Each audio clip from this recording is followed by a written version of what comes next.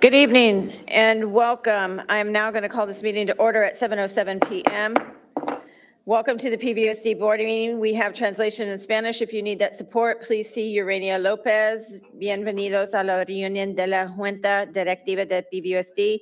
Disponemos translación en español. Si necesita ese apoyo, consulte a Urania Lopez. This meeting will be live streamed and recorded. If someone would like to speak to an item on the agenda, they must complete a speaker card and submit it to Eva Renteria prior to the agenda item. Once an item has begun, cards will not be accepted for that item. Each speaker will have 2 minutes with a total time for public input on each agenda item to 30 minutes max. I also see a lot of new faces here tonight, so I want to take a moment to establish some ground rules. There may be differences of opinion, sometimes strong differences. Please give those speaking the same respect that you would like to see when you are speaking. This will allow everyone to be heard and the board to conduct its necessary business for the district. I also want to remind everyone of the adoption of the Governing Board of Education of PVUSD's established and adopted meeting norms from our previous meetings. I would also like to remind everyone that we do have a student trustee who is sitting up here with us as well. I will now move us to item 3.2, the Pledge of Allegiance, and I will ask Trustee Flores to lead us in the Pledge of Allegiance, please. Ready? Salute. I pledge allegiance to the flag of the United States of America and to the republic for which it stands, one nation, under God, indivisible, with liberty and justice for all. Thank you. We'll now move to item 3.3, our superintendent comments. But before we do that, I'm sorry, I do want to highlight what you are seeing on the jumbo screen right now. These are members of our students from our Superintendent's Advisory Council who attended the Aptops Chamber Marketplace event, and they were providing information to the community about Measure M. Now I will, after that explanation, move us to 3.3, the superintendent comments. This is where our superintendent of PVUSD schools, Dr. Heather Contreras, will make a few comments. So I want to give a shout out to our students who are at the marketplace this evening. The costumes they're wearing are part of our attendance campaign incentives. We call them our pumped up crew. And so when our schools hit different attendance markers, the pumped up crew goes out to the school and gives a party. And it's been successful. The students were actually greeted, the Students Superintendent Advisory Council was actually greeted by the pumped up crew in a red carpet welcome, which then later led to them wanting to be part of the crew themselves. So a little bit of fun happening this week.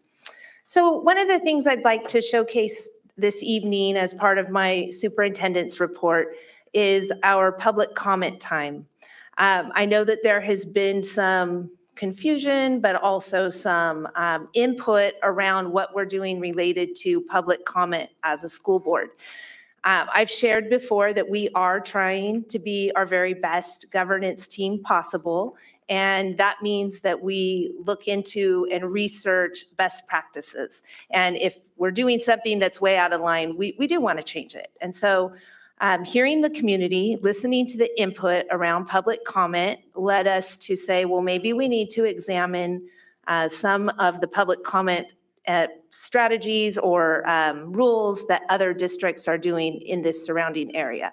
So we did a little research study to help inform what we're doing, and we researched 20 different districts. We looked at what their allocated public time was, as well as their number of speaker minutes, and I'd like to share that information with you, just to help all of us understand what might be best or common practices.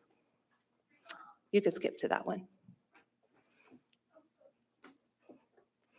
So public comment at board meetings, what the Ed Code states, as well as Brown Act, is that the board meetings need to provide an opportunity for the public to address the board on items of public interest within the board's jurisdiction. That's Government Code Section 54954.3. For any item that's on the agenda, the public must have the opportunity to address the board prior to or during the board's consideration of the item.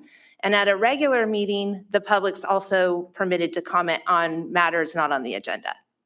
The board is also authorized to set reasonable limits. So those are the amounts of times. And I think that's something that we've all been struggling with, everybody from people attending here to the board. Like, what are reasonable amounts of time? What should we be doing?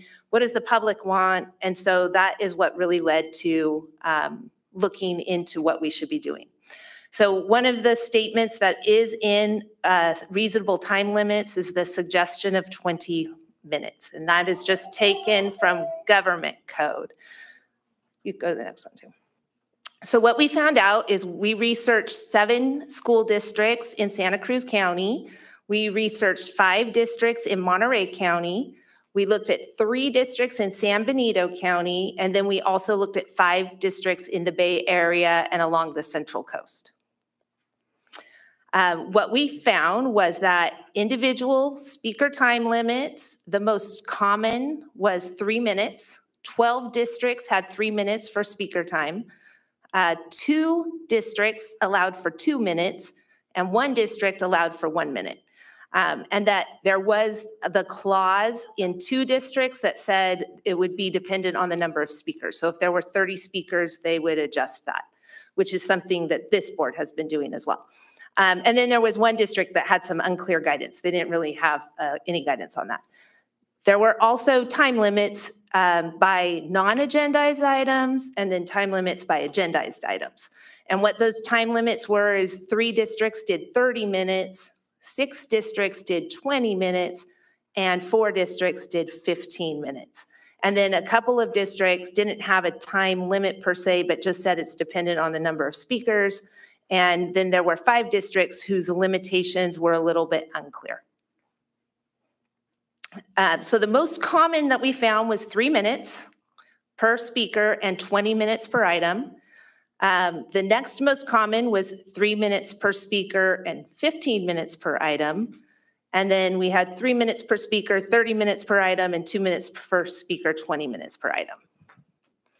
So what we kind of found through that research is that I think we're in line with and aligned with what many common practices are for public comment on both agendized and non-agendized comments. So I think we're heading in the right direction.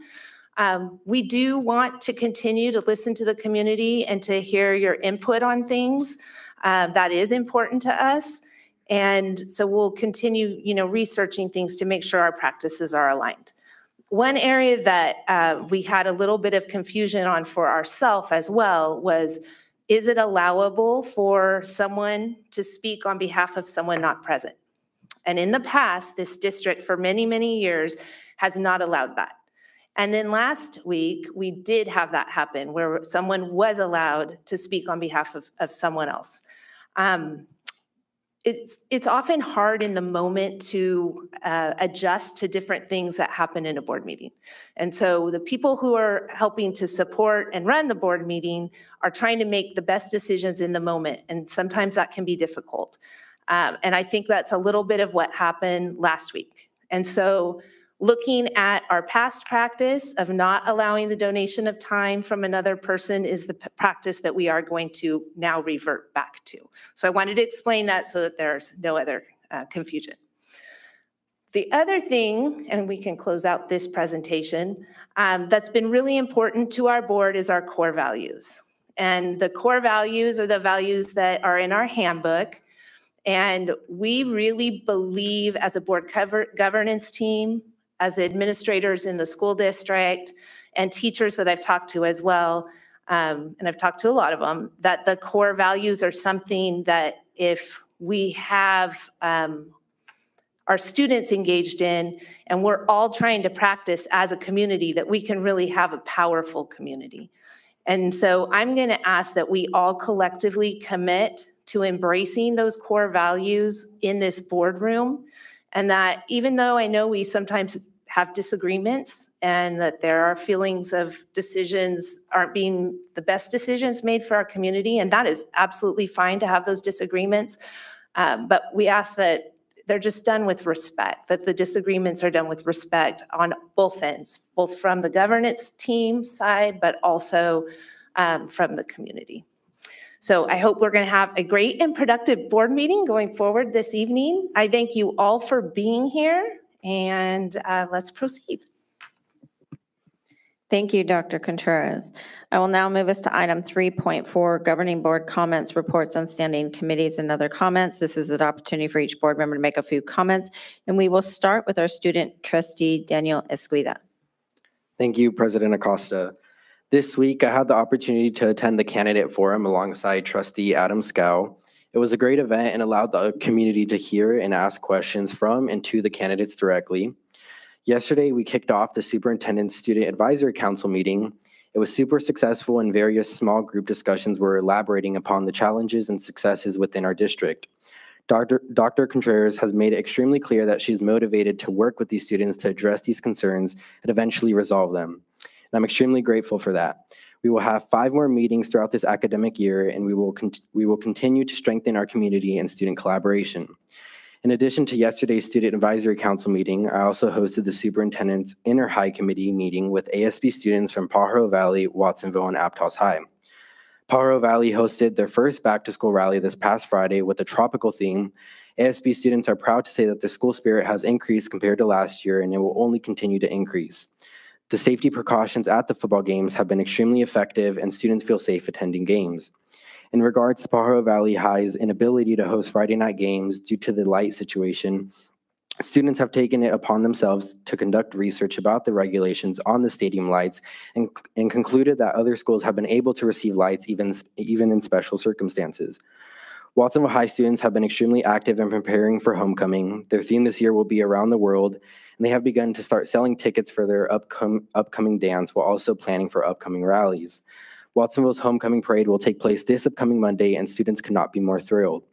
Similar to Watsonville High, Aptos High has also begun its preparations for homecoming, with its theme this year being Game On.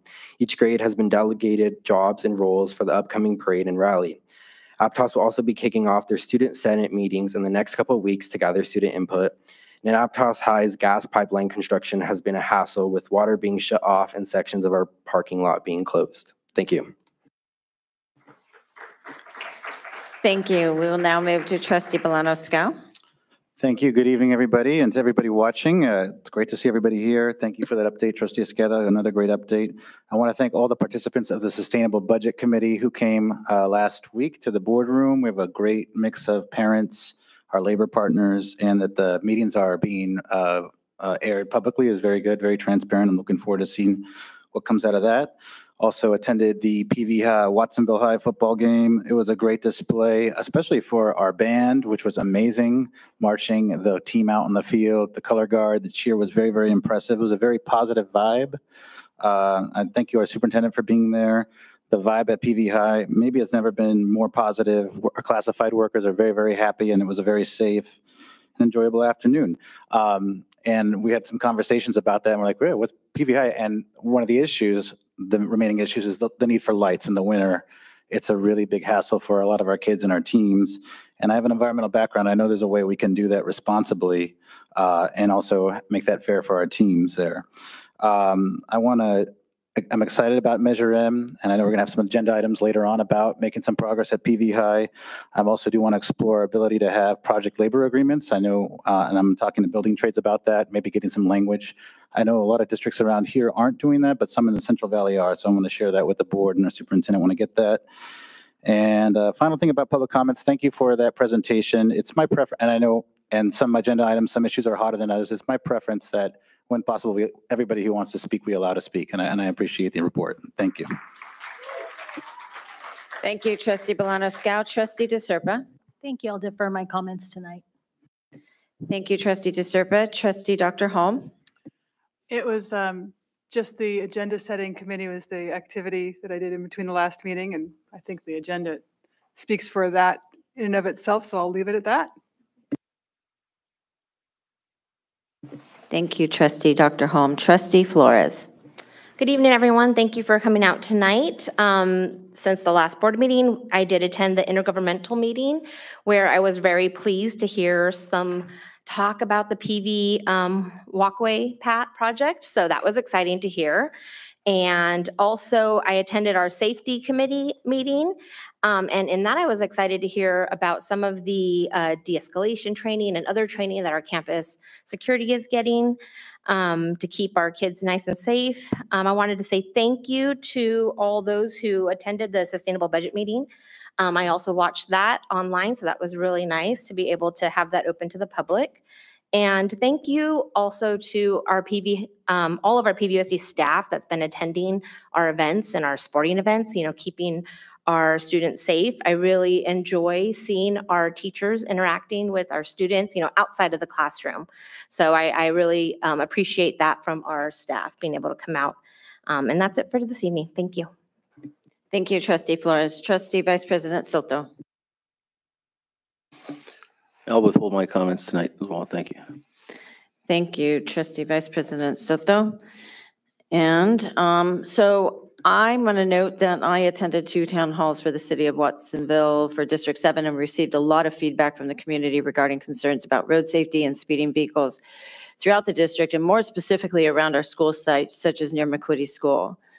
I also attended the Intergovernmental Committee meeting, which is supposed to be an intergovernmental meeting between PVUSD, the city of Watsonville, and both Monterey and Santa Cruz counties. Unfortunately, since the change in the elected leadership for Santa Cruz County, we have not had anyone from the elected officials or their staff show up at these meetings and be present. However, we at PVUSD had a good meeting with the city of Watsonville, and we folded into the conversation some of the concerns around safer streets in the city of Watsonville, especially around our PVUSD school sites into that conversation. We will hopefully be hearing back from the city of Watsonville in the next few weeks about steps they are taking with concerns around speeding on streets, and especially the concerns around streets near and to and from our PVUSD school sites. We also discussed with our community partners at the city of Watsonville about getting our next Mello Center JPA committee meeting set up, and we are looking forward to getting that scheduled as soon as possible. And with that, I will now move us to item 3.5, and this will be presented by our PIO. Ms. Alicia Jimenez will present our Red Apple Awards to the recipients.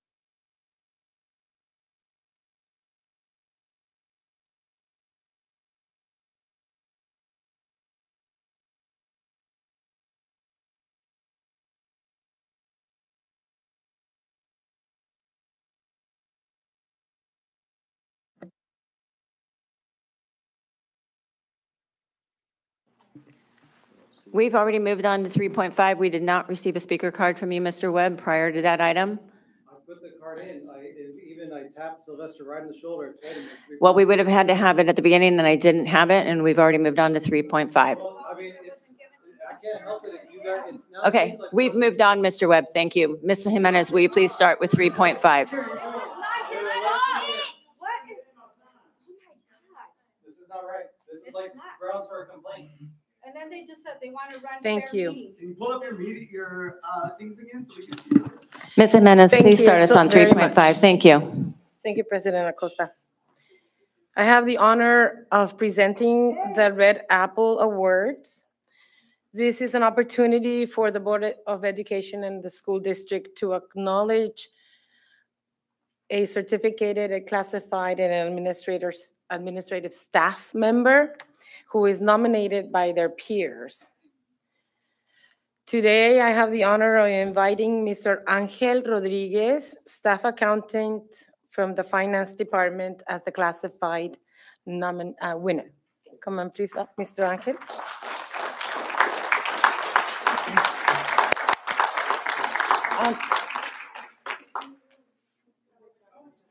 Thank you. We're getting better with this process. Now I get to face the audience, which is very important. Thank you. Angel embodies excellence.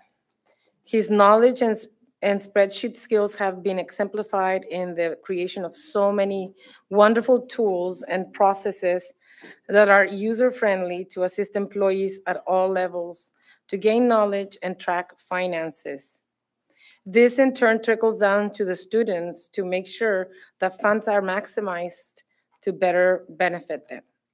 I appreciate the time and dedication he has taken to create these tools for the betterment of PVUSD. Today, Angel Rodriguez is honored for embodying excellence. Thank you, Angel.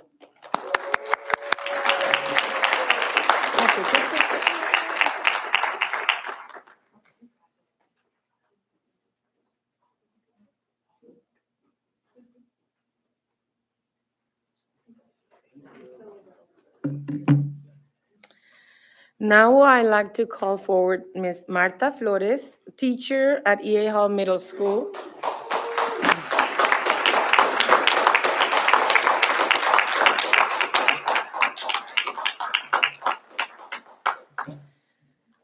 Ms. Flores has been a compassionate, faithful, and integral member of the teaching community.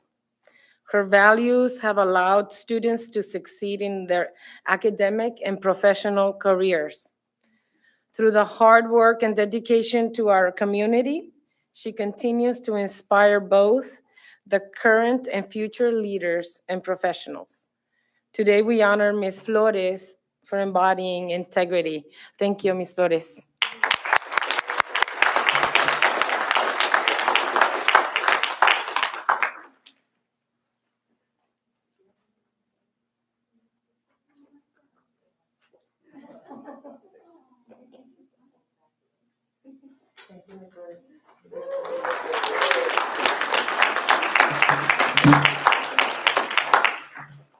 And now I'd like to call forward Dr. Jackie Medina, principal of Starlight Elementary.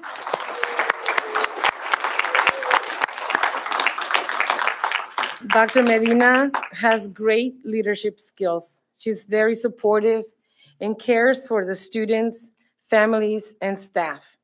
She goes above and beyond on parent meetings and making sure we have great communication with our families.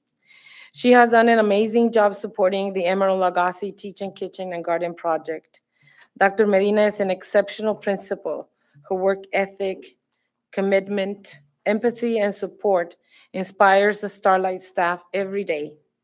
Our Starlight community is very lucky and grateful to have a principal like her. And today we honor Dr. Medina for embodying unity.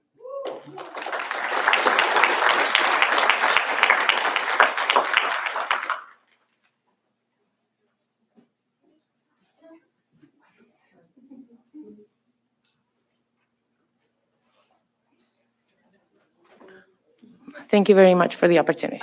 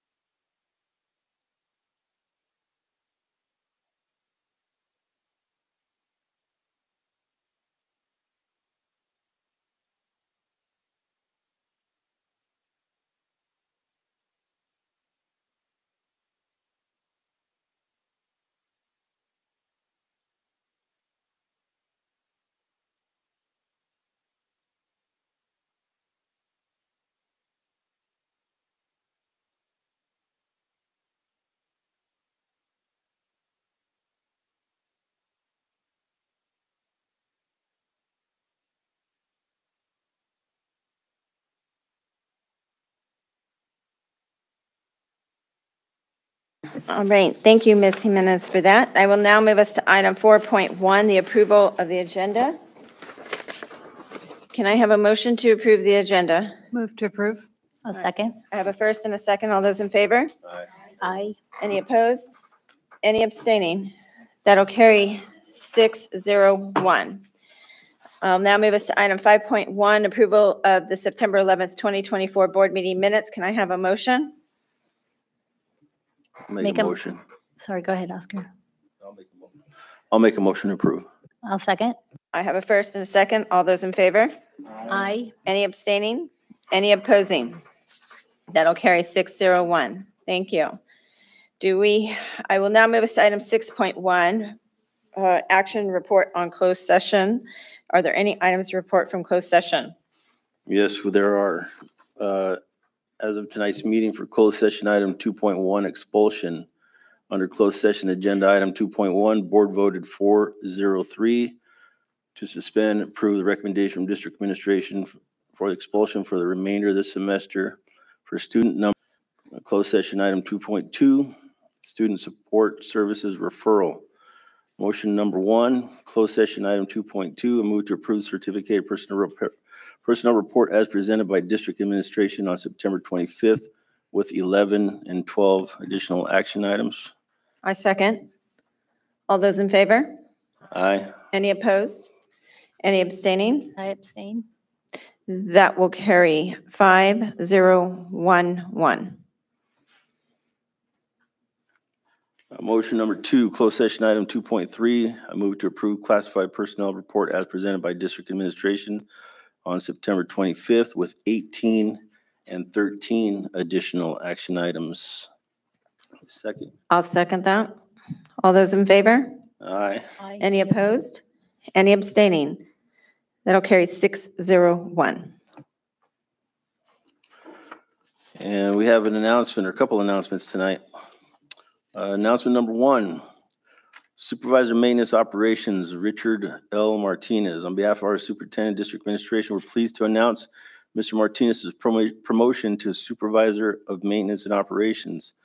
Mr. Martinez has worked for PVUSD for 8 years as a maintenance specialist with broad background in various trades such as electrician, grounds, and custodial.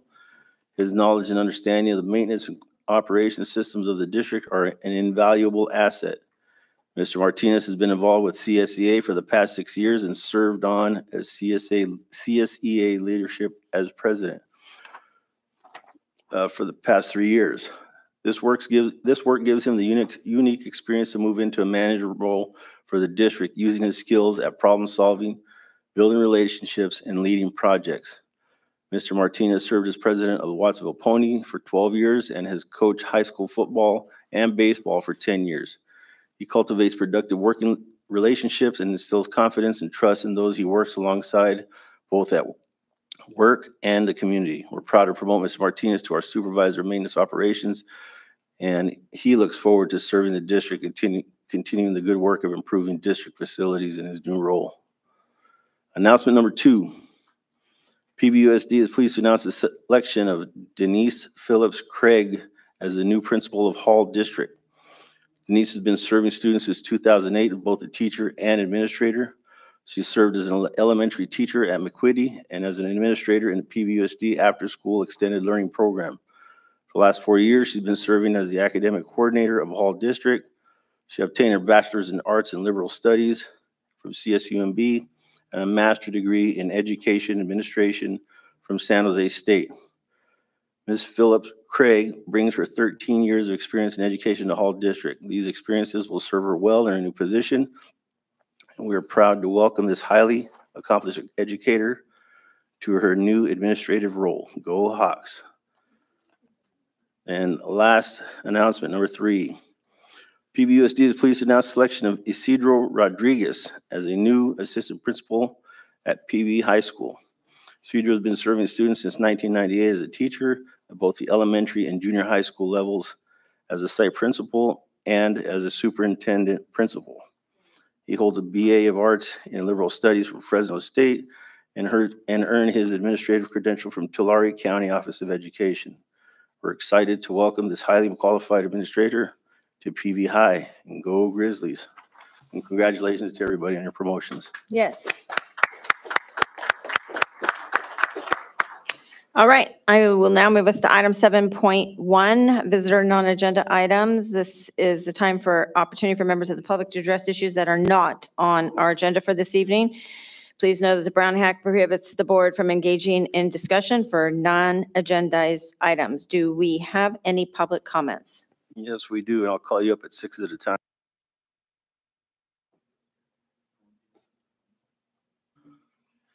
Jóvenes Vos, Brandon Dinitz, Sofia Gomez, Jessica Carrasco, and Valeria Flores.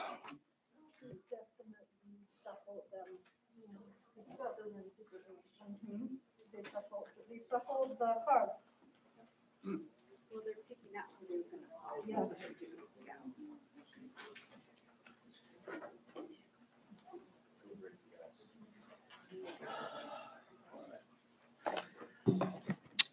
I will be the one to break the ice. Brandon, Denise, PVFT. I think it's cute that we have these up, even though they don't reflect some of our board members here. So good evening, and thank you to the 2 board members who emailed me regarding the cowardly decision to limit public comments to 20 minutes.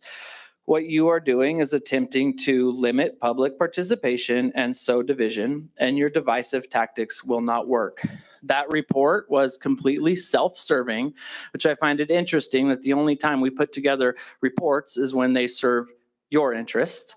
Historically, here in the Pajaro Valley Unified School District, we have uplifted all community voices. So why would we look to districts that are doing less and been like, well, we're in alignment with the people who are doing less than us? That's swell. No, it's not. Where am I? So it's shameful that you are trying to pit the community against ourselves and try to get this, well, who gets to speak and who doesn't.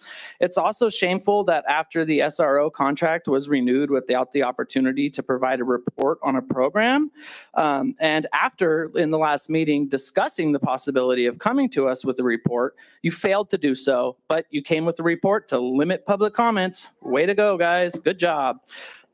Especially after the disgusting and vile comments from you, Oscar. So having to preemptively place a blame if an incident were to happen to basically say the blood would be on the people's hands who are speaking against it, that's shameful and you should apologize. Again, your divisiveness will not work, and the community is going to keep calling you out. And I for sure will not be stopping anytime soon. So let's open up the public comments to anyone who would like to speak and get rid of this cowardly time limit. We really should be uplifting all these voices. I think it's great to hear, like when I was a high school football player, damn, I loved those pregame meals, but I didn't know where they came from. So getting to hear those people speak, we should uplift them and stop this garbage.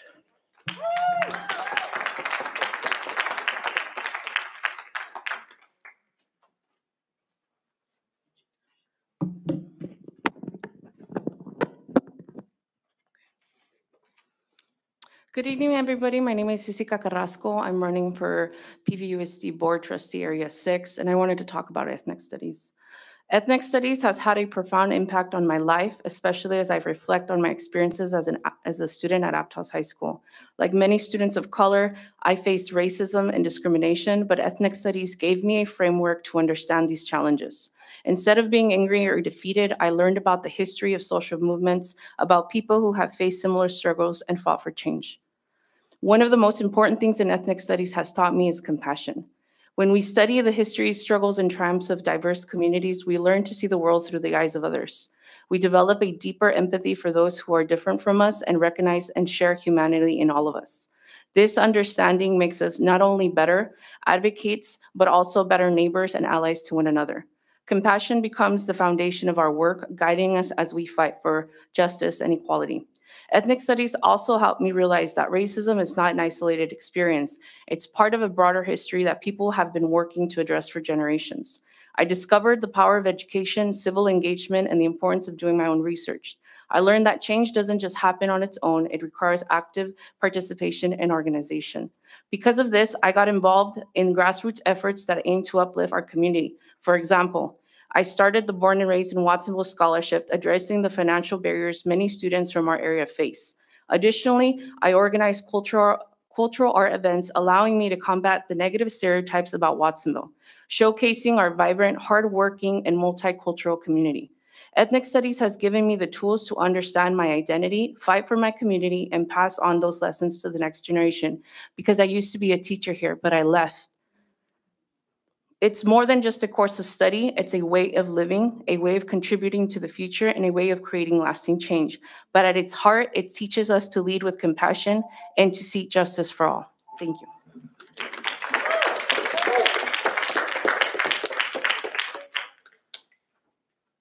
Hello there.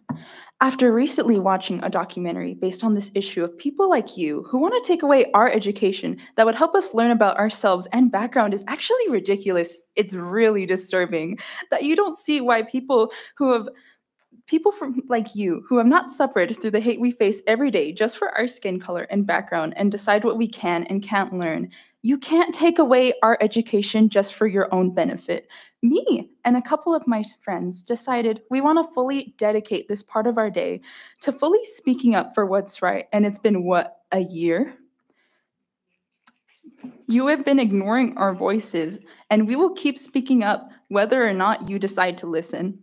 This is absurd that you say we should hold respective meetings on both sides when you can't even hold up that end of the deal as seen from a couple minutes ago. Hypocritical, I say. We need to bring back CRE. This is just watching this, like seeing all my friends going to these meetings is amazing. And seeing people like you who don't want to listen, don't want to hold up these respective quote unquote meetings again, is just hilarious to me, actually, that you guys just don't want to listen and hold up your little end of the deal when you say you want it to be fair. It really isn't the way you guys are putting it.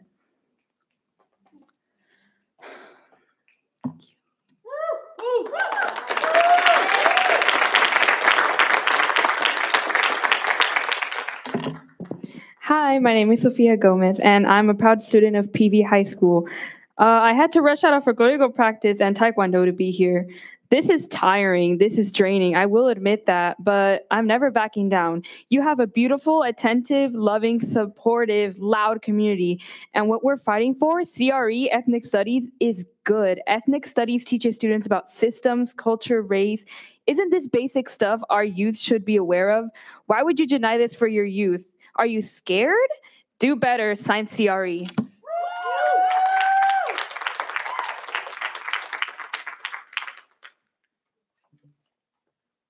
All right, next 6. Bernie Gomez, Bill Beecher, Dr. Baratza, Esel Baratza, Max Baratza, and Eli Davies.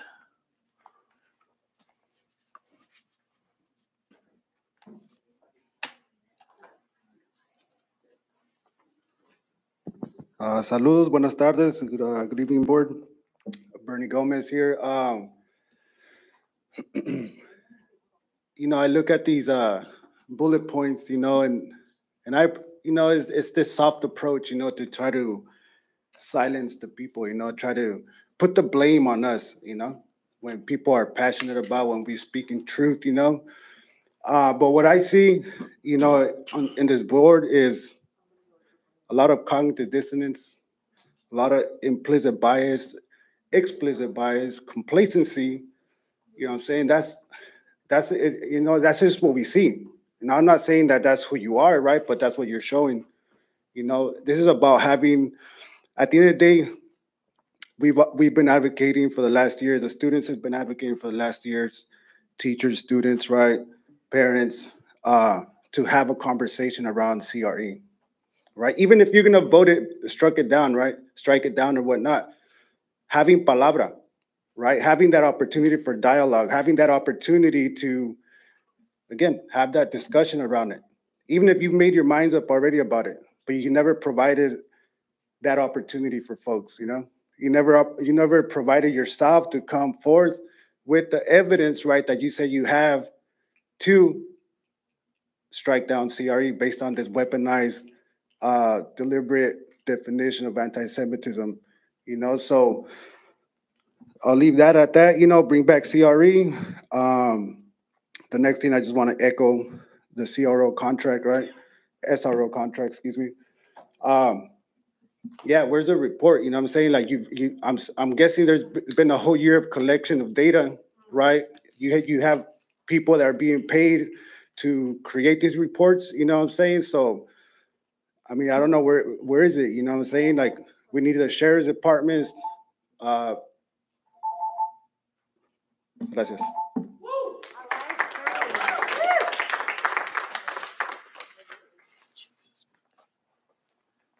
Little change of pace. I'm here to talk about the long-term effects of COVID-19 on our district.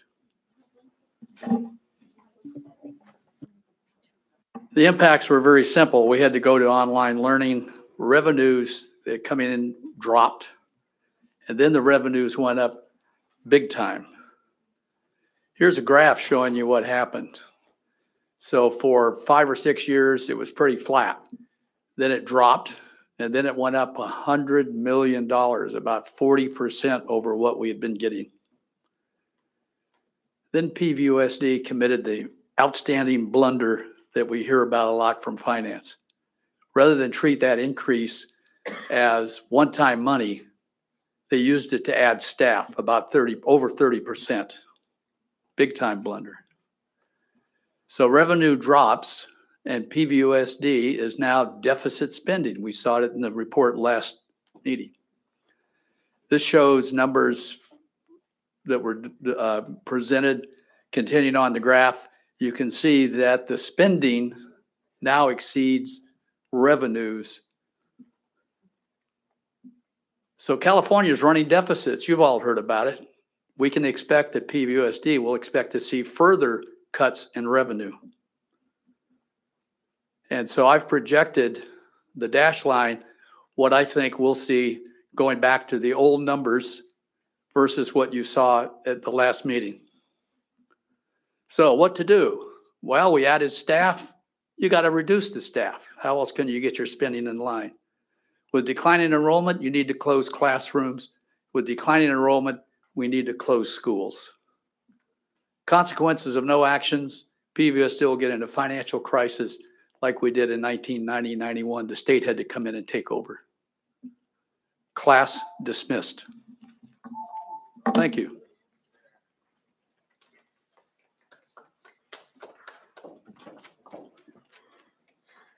I'd like to announce the person who was pivotal in the recommendation of Dr. Alison Santiago-Cubales. With her expertise, PVUSD ended up consulting with CRE. Dr. Christine Sleeter is Professor Emerita in the School of Professional Studies, CSUMB. Dr. Sleeter has served as the Vice President of Division K, Teaching and Teacher Education of the American Education Research Association, and as the President of the National Association for Multicultural Education. Sleeter has authored, edited, and co-edited 17 books and over 100 articles. She has been honored for her work as the recipient of the American Educational Research Association Social Justice Award, the Division K Teaching and Teacher Education Legacy Award, the CSU Monterey Bay President's Medal, the Chapman University Paulo Freire Education Project Social Justice Award, and the American Educational Research Association Special Interest Group Multicultural and Multi-Ethnic Education Lifetime Achievement Award. Dr. Sleeter is highly sought for her expertise regarding the research on the academic and social benefits of ethnic studies. Introducing Dr. Sleeter. Yes, and I am giving her my time. I've known and worked with Dr. Alison Santiago-Cubales of CRE since about 2010, when we were teaching connected courses in the EDD program at San Francisco State University. And since then, we've co-authored together, we've attended meetings together, and I say all of this because I want to emphasize that I know Alison very well. And particularly her experience and knowledge in ethnic studies and classroom teaching. Dr. Santiago-Cubales is, without a doubt, one of the best qualified and most knowledgeable professionals in the country, perhaps the best, for working with school districts in ethnic studies. She has a depth of knowledge that few can match, and she has many years' experience putting that knowledge into practice. She also has a depth of commitment and compassion that enables her to engage people in the process of learning to work with ethnic studies. So, quite frankly, I was shocked when I learned that her work was being derailed by allegations of anti-Semitism. And all the time I've worked with her, and it's been quite extensive, I have not seen any sign of anti-Semitism in her interactions with people or in things that she said or done. To compromise the district's work in ethnic studies is to do a disservice to the students of PVUSD. As you may be aware, the research is clear that ethnic studies benefits all students, and particularly students of color. There have been numerous studies on the impact of ethnic studies on students of color, and they support the academic as well as social benefits of ethnic studies. I've reviewed that research for the National Education Association, which makes my report available on its website. Dr. Tintiago Cubales is the best person I know who can help ensure that the students of PVUSD benefit from a well-conceptualized and well-taught ethnic studies program. So I reiterate my support for her to work in this district. Thank you.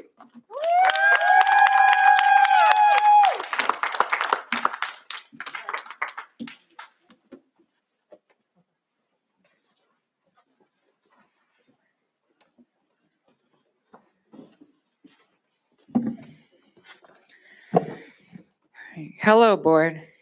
It disappoints, but doesn't surprise me that this is my 11th statement addressing the lack of listening and even simple acknowledgement of the community. You know, when I saw that report on screen, I really wanted to believe just for 1 second that you were going to do something good for the community. And alas, no, of course not. This board has lost my trust. Most of you on this board, most notably Georgia Acosta and Oscar Soto, have done nothing for or become obstacles to the community. I can't rely on this board to represent me. The only person who I felt represented by during the last board meeting was Daniel Esqueda. Yet, his concerns on the SROs were dismissed by the board, who voted 7-0 in favor of SROs.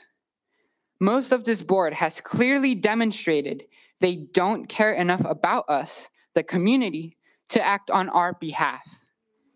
As a public servant, you are failing to do your job. The only alternative is to replace you, which is what we will do. Vote for Carol Turley in Area 2 and Gabriel Medina in Area 3. Thank you.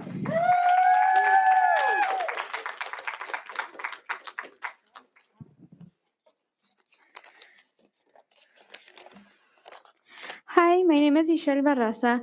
I'm back again, skipping my folklorico class to come here. I'm falling behind in school, in my schoolwork, to talk to you because it matters to me. And I stand here week after week for you to not even look at me. So I want to ask, do you even know the community that you work for? Did you know it's a sign of disrespect in our culture to not look at people when they're talking? Acosta, I'm looking at you. You're sitting, staring at your computers, your phones, everywhere but the people who you're supposed to listen to. Look at me. Look at me. Look into my eyes, unless you're too afraid of a 9th grader. I would comment on the positives, but what have you done so far? Soto, you said you think us students are spoiled little brats. Who's the one whining, though? Who's the one complaining about having to do their job? I'm wondering why it's so difficult to listen to the community you signed up to work for. You've also talked about following meeting norms. Is one of the meeting norms taking so many pictures in the middle of a meeting and taking up like half of the time that you could be using to listen to student voices? Bring back CRE.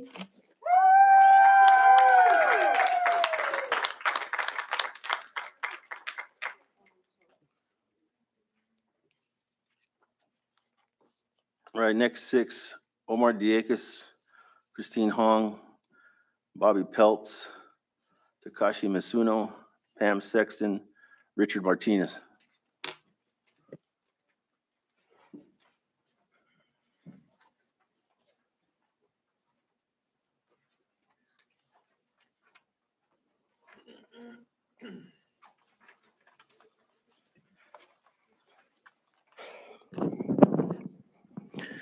Omar Diegues with Barrios Unidos.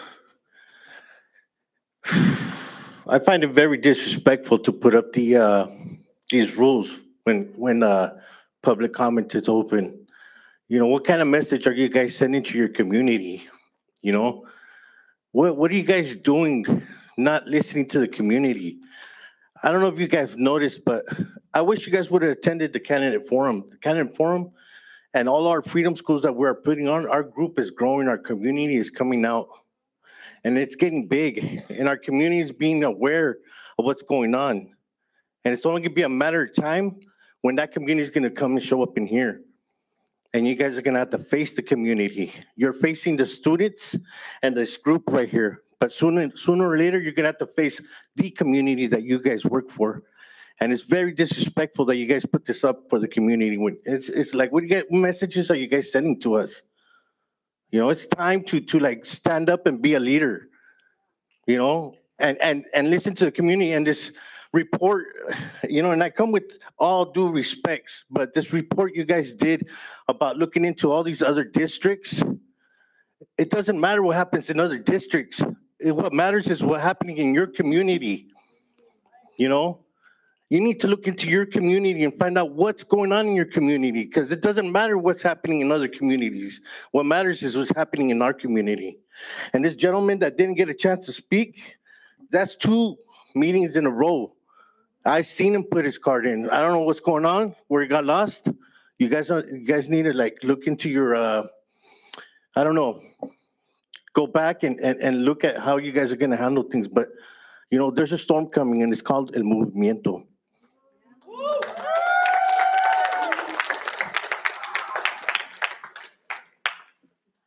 On Monday at the candidate forum that we organized, and we actually invited everyone who's up for an open office right now to come. 2 of you chose not to come. Right? You couldn't even, like, the community has been coming here. You couldn't even come to the community. And I wanted to say that actually Trustee Scal divulged something very interesting. He spoke about having reviewed the evidence that exists about CRE and finding nothing that substantiates the false allegations of anti-Semitism that have been weaponized against ethnic studies. And what have you done in doing that? You have done a disservice to this entire community. This is a community that is almost 90% Latinx. And you've held up ethnic studies for this community? You know, we're doing freedom schools, and we're organizing them around the cannery strikes of the mid-1980s. And there was a lesson that was gleaned from that, which was that even though Latinx and indigenous populations are the majority in Watsonville, they are ceaselessly minoritized by the power structures. And that is a lesson that still holds true today. Democracy isn't happening here. It sure as hell is not happening because of these kinds of principles of community. Democracy is happening here. It's happening in the Freedom School. We are bringing, actually, ethnic studies. What does it do? It insists on the fact that the classroom is not closed to the world, but is responsive to the world in which we live. That should be something that actually governs everything that you do. Unfortunately, it's not.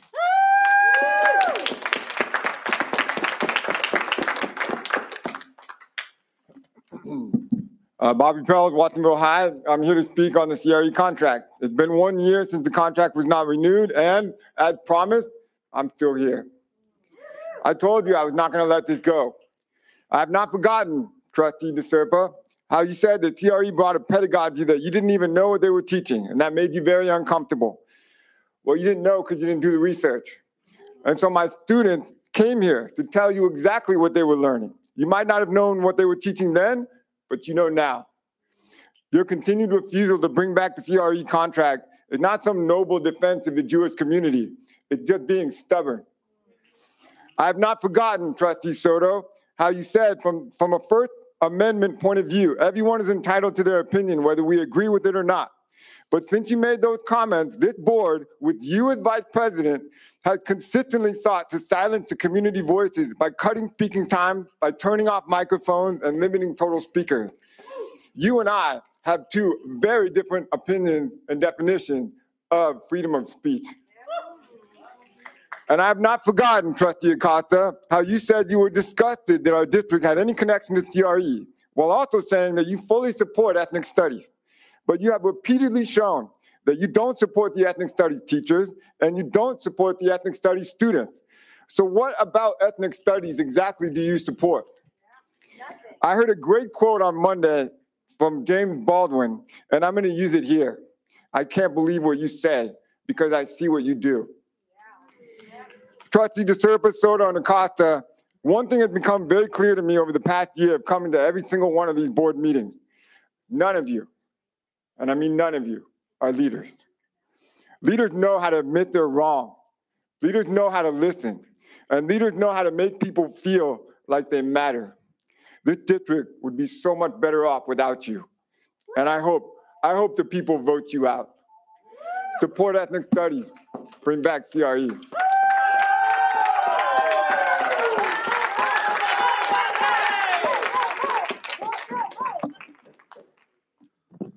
こんばんは。Good evening. I'm Takashi, Area 2. And I spoke about generational trauma related to SRO issues in the last board meeting. And I came across indigenous people approach to generational trauma. I will quote, "Culture is one of the best ways to break out of the cycle of generational trauma. Often the loss of culture was the beginning of a trauma." And I recently had a chance to join an event at Esperanza Community Farm, which is located near Palo Valley High School. The event was just to make homemade salsa. And one indigenous family was invited to do demonstration. And the family immigrated from Oaxaca in Mexico. And the grandmother of the family shared her story, how to learn to make salsa from her grandmother and mother. And then her daughter showed us how to make their family's homemade salsa. And each participant made salsa. And I was so impressed that that family tasted the salsa which I made. And grandmother said to me through her son that, "Oh, it tastes good." It was very spicy though. So I'd like to share the salsa which I made for the first time with student trustee Daniela. Please taste it. Very spicy.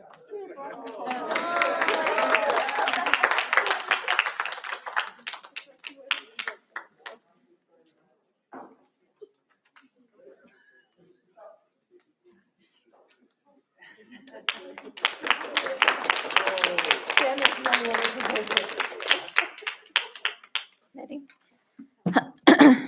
Hi, my name is Pam Sexton. I'm returning and I have such like my stomach is turning right now. Last meeting, my understanding is you said there would be a presentation about the SRO situation. You said you cared about data even though you voted to have this contract and the one with the sheriff without any data. You've gone against past decisions around the SRO contract, and there's no presentation today. What does this mean? Like, you really don't care about data. That is what you're showing. And to say that you do by this presentation, which, thank you, Brandon. Yeah, it's such an affront that you would have that data and not information on SROs. And I've done some of the research on SROs, and you know it because I've shared that data with you. And there are serious concerns. And you said, we need to know what's going on in our district. We can't look at national data, which says that it often harms students, it harms the learning environment. It is especially damaging for students of color, for students with disabilities, with LGBT community, trans students. You said, well, that's national. Let's look at the local data. Where is it? Bring back CRE. It's related to this. And please, everyone here, and this is to everyone, I hope that you attend the Rainbow Conference happening this Saturday at Watsonville High. I'm going to be there. I hope you're all there. Please spread the word. Where's the data? All right, my name's Richard Martinez. I'm a little different. I don't play victim. Second of all, I believe ethics studies is in play. We have teachers here that haven't been laid off or fired. So let's do the false narrative stuff needs to stop. So the contract is a different story. Understood. Hold on, don't be rude. Second of all, it says right there, bring it back. That means it has left. Facts. Listen, stop that time. I didn't yell or say one word back there. Don't you interrupt me. It doesn't matter. Keep your opinions yourself. Second of all, for somebody last board meeting to talk about a child saying one murder, that's why I'm here today. That was rude. That was wrong. Lotus, that was wrong of you. One child or not, pray to God it was my child or anybody else's or yours. Said it was okay. Please do not say that. You said I did not it say was that one was child. Okay. So that's stop. all it was. That's disgusting for you to say. Okay, once again, I coach baseball from kids Good were for you. little. Good for you. I coach football. Can he address somebody out here, not the board? This is, hold on. This is public comics for the public and the board. No, I'm addressing everyone. If you want to talk, because talk outside. I'm happy to talk to that's you. fine. That's fine. But what I'm saying is, let's be right.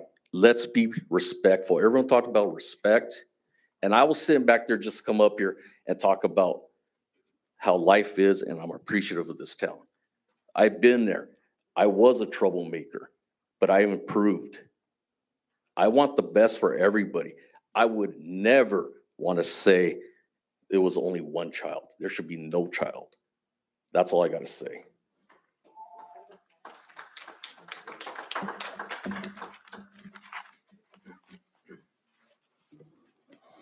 Chris Webb.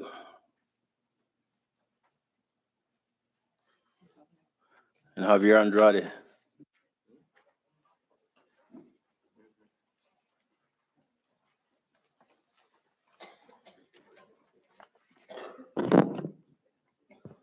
Good evening. This past summer, Trustee DeSerpa, you had said that this board did not treat Claudia well because of delaying their raises for the cabinet. And I agree with you that the board didn't treat her well, but not because of that.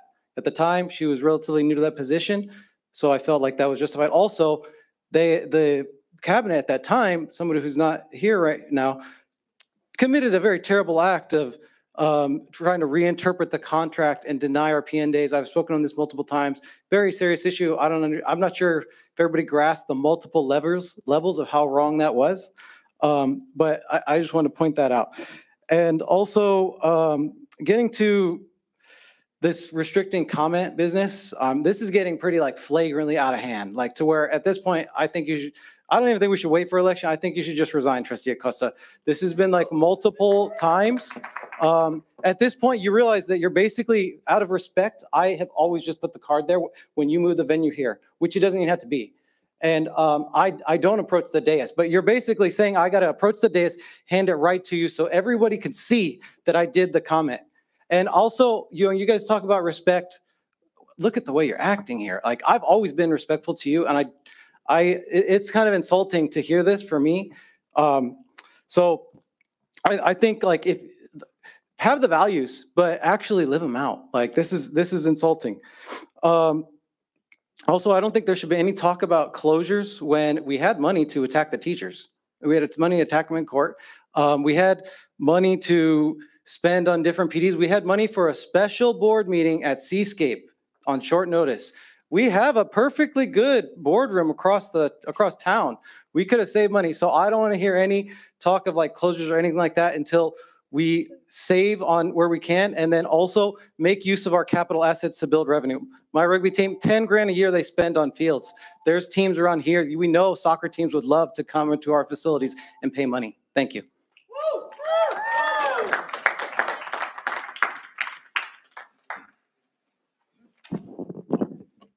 Good evening, board, and to my colleagues. I'm a little nervous talking up here because this is the first time I ever addressed the board. My name is Javier Andrade. I'm a current educator, and it's with a heavy heart that I speak to you all today. I'm here in hopes of support and immediate resolution regarding my son and daughter at Watsonville Charter School of the Arts. We have two beautiful children there attending, a 7th grader and a 3rd grader. Over the past 3 years, my son has been a victim of targeted bullying and harassment. This bullying and harassment has been affecting him physically and emotionally. Please keep in mind that I've always immediately communicated all bullying concerns to the principal, Ms. Thomas. However, our concerns are always dismissed, and no meaningful resolution is ever reached. I have escalated these concerns to the district and HR many times, with the result being the same. Nothing ever happens. Bullying concerns that have been so outright horrible. As a matter of fact, my son yesterday was a victim of assault and battery. At around 11:30 a.m., another student spit in my son's face for no reason. No reason. And when I spoke to Ms. Thomas about it, all she said was that the student was on a super short leash and that I needed to trust her process, a process that has failed my kids for years. I was forced to file a police report because she didn't want to provide an incident report at the school. That same day, the student who spat on my son's face was back in class with no remorse, and in retaliation continued foul and threatening language towards my son. And there is today, where the rest of the boys found out that there was a police report filed, and they were making fun of him because he ratted on his classmate. Oh, and as they put it, he was a baby because we protect our kid. All of this is beginning to weigh way too much, not just on my kids, but on my family as well. Nothing stops this bully from bringing a weapon to school and causing harm to my kids. I'm sorry, but I'm not taking that risk anymore. I will consider not taking my kids to school, and as mentioned to an email sent to Georgia, Oscar, and Daniel on August 27, in which I never received a response back. This is a call for help to end bullying at all schools, not just my son's school, and all these kids deserve a safe space, and it breaks my heart to not see that. I hope we can discuss this further. I will send this letter to all of you in hopes that we find a resolution as soon as possible. Thank you. Thank you. We will now move to item 8, employee organizations comments. We will start with 8.1, PVFT, Pajaro Valley Federation of Teachers. Do we have any public speakers to this item? We have 3. Can you call them, please? Chris Webb, Bobby Peltz, Bobby Marchessault.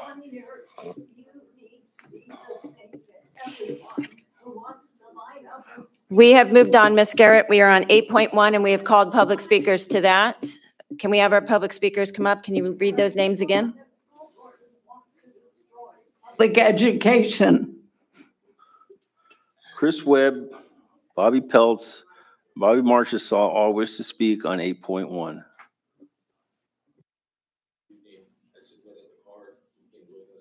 I understand, sir. We are out of our time. We have 30 minutes for public comment, and we are past that. So we are moved on to item 8.1.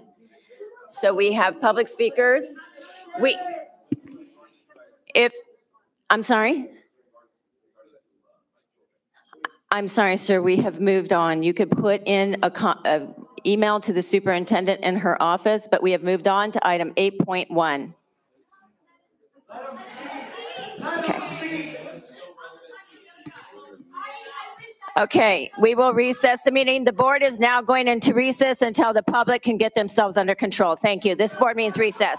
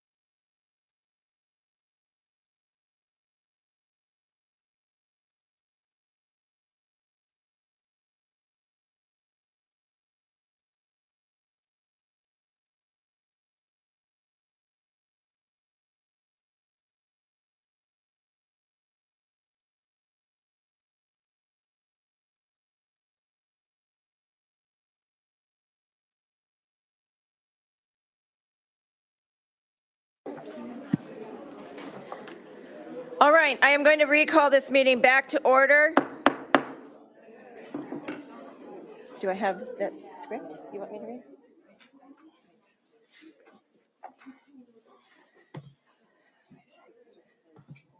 I don't have it. Can I see her?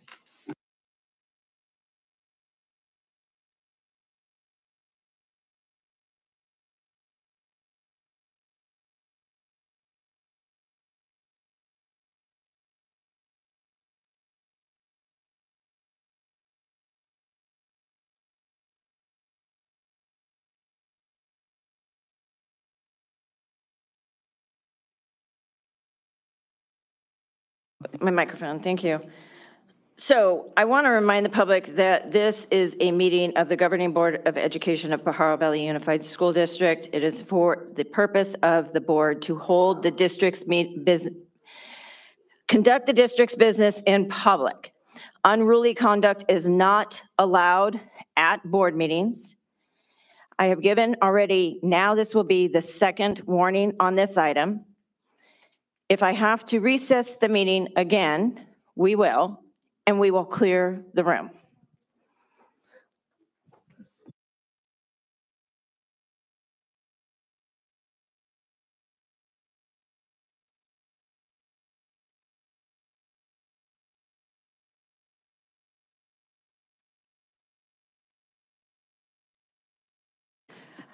All right, so we are on item 8, employee organization comments. It's time we hear from our employee organizations. Each have 5 minutes. We will start with 8.1, Pajaro Valley Federation of Teachers. Do we have any public speakers to this item? Yes, we have 3. Chris Webb, Bobby Peltz, and Bobby Marchessaw. We've called the public speakers now. Now is the time for them to come up and speak.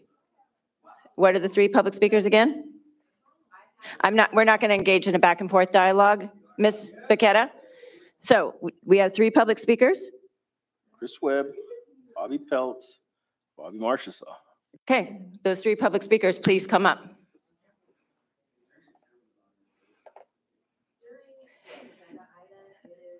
We're going to hear from the 3 public speakers, Ms. Vaqueta. If you could please step aside and allow our public to come up and speak. And then we will hear from you. Well, that is 8.1. We just need to hear from the public first. Thank you. Thank you. Mr. Webb, you're up. 2 minutes. I can understand.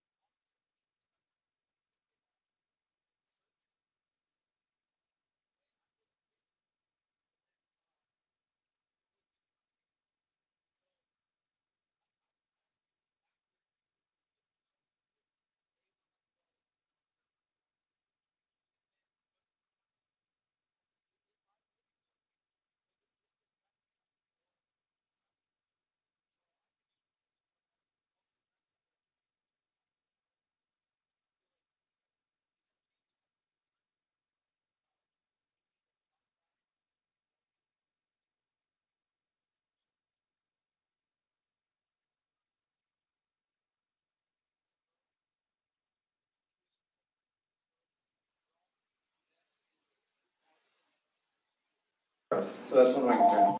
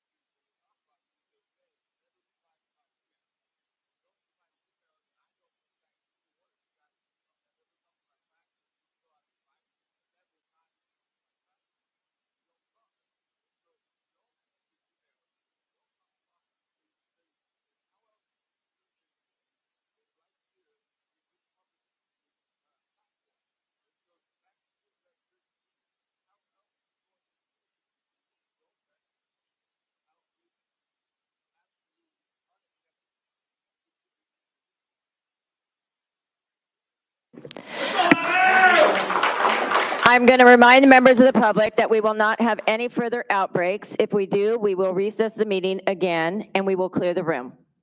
So there will be no more public outbreaks. Thank you.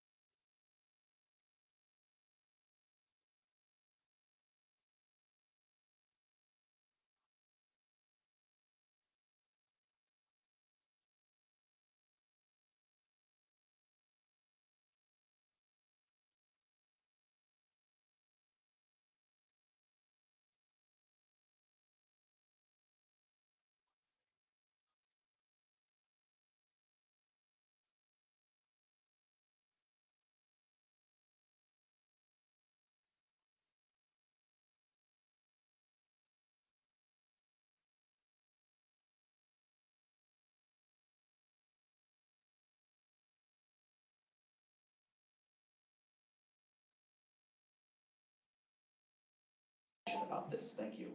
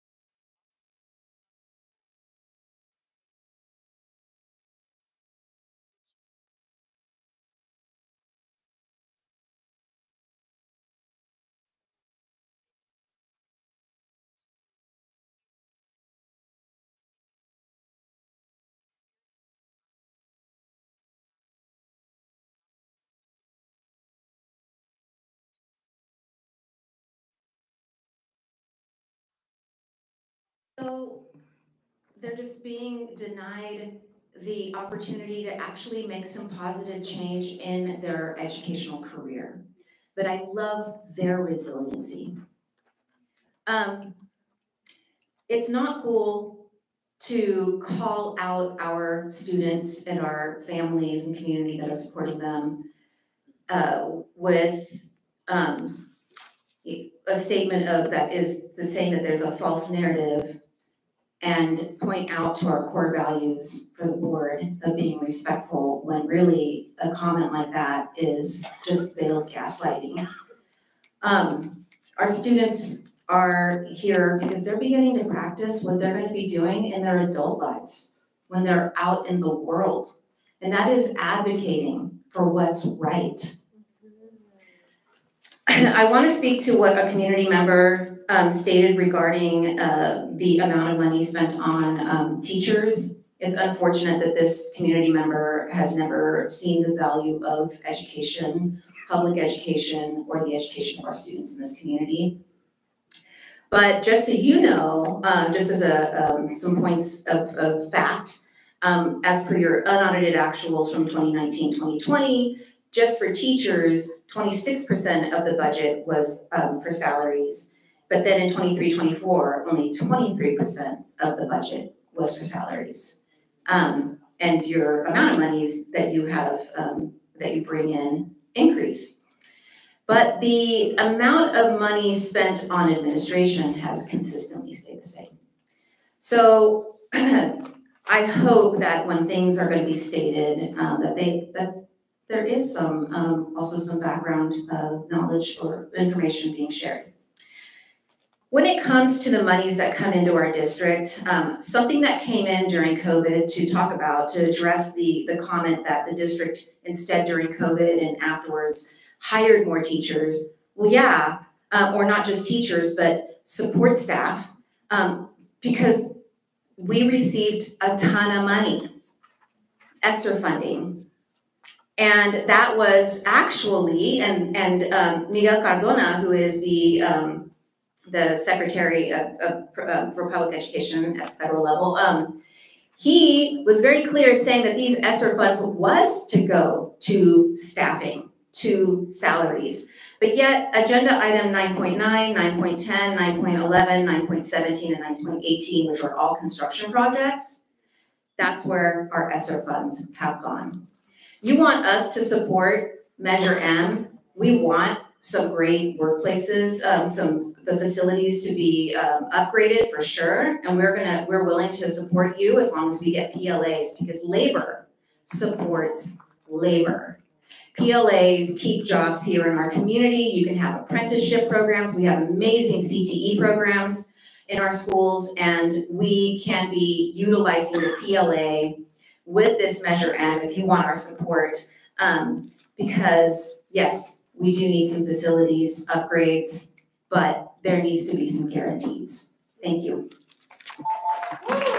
Moving to item 8.2, California School Employees Association, CSCA.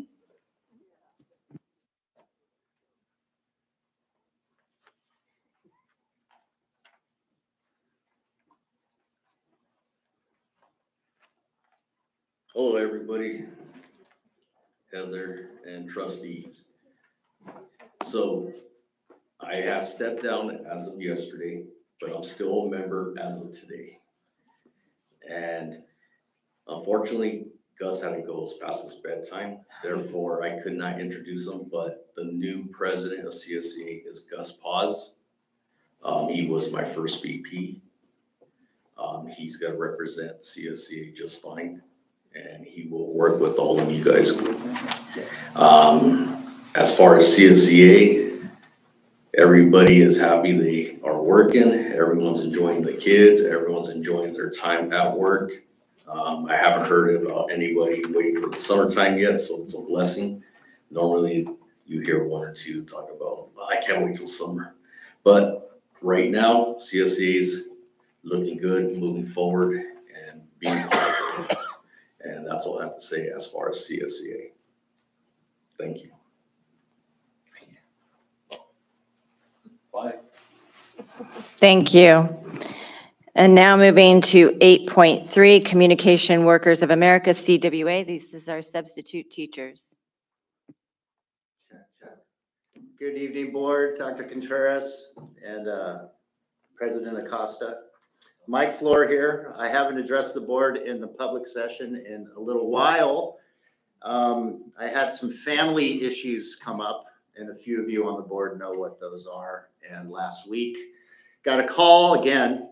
Why they wait till Wednesday night for this news to come? It kind of tilted me, and so I didn't stay for the board meeting. I was actually here waiting for it to start. So that aside, it was 2 years ago. It was 1 year ago tonight that I came and spoke for the first time to the board. It was September 27th last year. I was very green. I had issues with what I saw as a clerical error in a pay reduction. I made some requests to have that addressed. And in the years since, I've gotten nothing but support from this board, and especially when Dr. Contreras took over the reins from Mr. Shankman.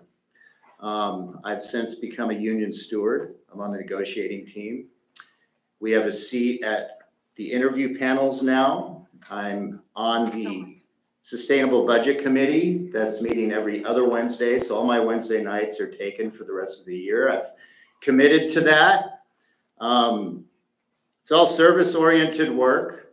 I still haven't seen the increase in pay yet, but we have a sunshine proposal that was accepted and voted in. And last week, you guys presented it back to us. So thank you very much for doing that. And I'm bummed that I wasn't here to hear that in person, but that doesn't change the fact that it was done. So I just want to thank this board for supporting CWA consistently throughout this year. And I would like to see this board continue as it is. I know that Dr. Holm, you're stepping away for other commitments, and you're the only board I've known since I started my work coming to board meetings. So I'd like to see it continue on. And I'm not going to talk about the CRE contract. I'm going to talk about the CWA contract. Now that negotiations have formally opened up, I'm waiting for the meetings. I need to explain to our chief negotiator, Robert Longer, when the meetings are going to be so he can clear his schedule. I have faith that that's going to happen. And really nothing to complain about, nothing to bag on anybody about.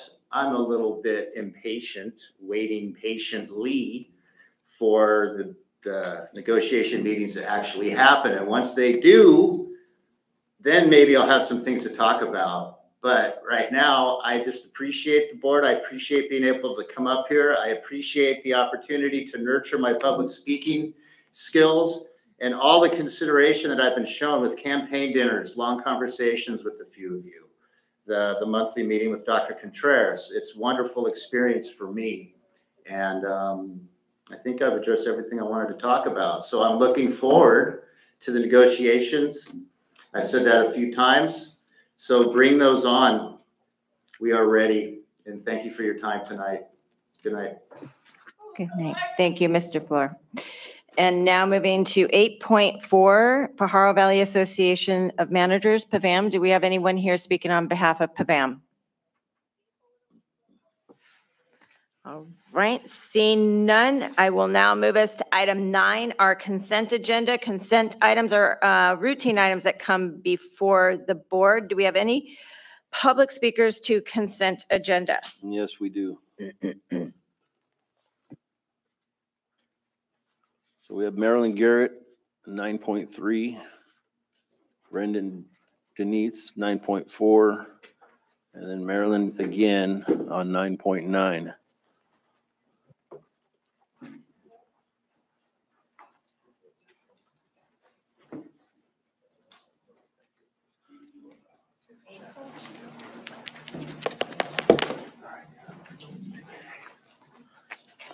Which one? This was 9.3.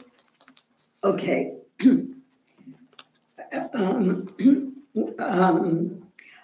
Our current adopted elementary English language development curriculum is talking about that, and English learner services. It says, and I used to teach bilingual classes at MSD and Calabasas schools. And it says, specifically, our students in the earliest stages of English proficiency development were not supported by the curriculum and supplemental materials.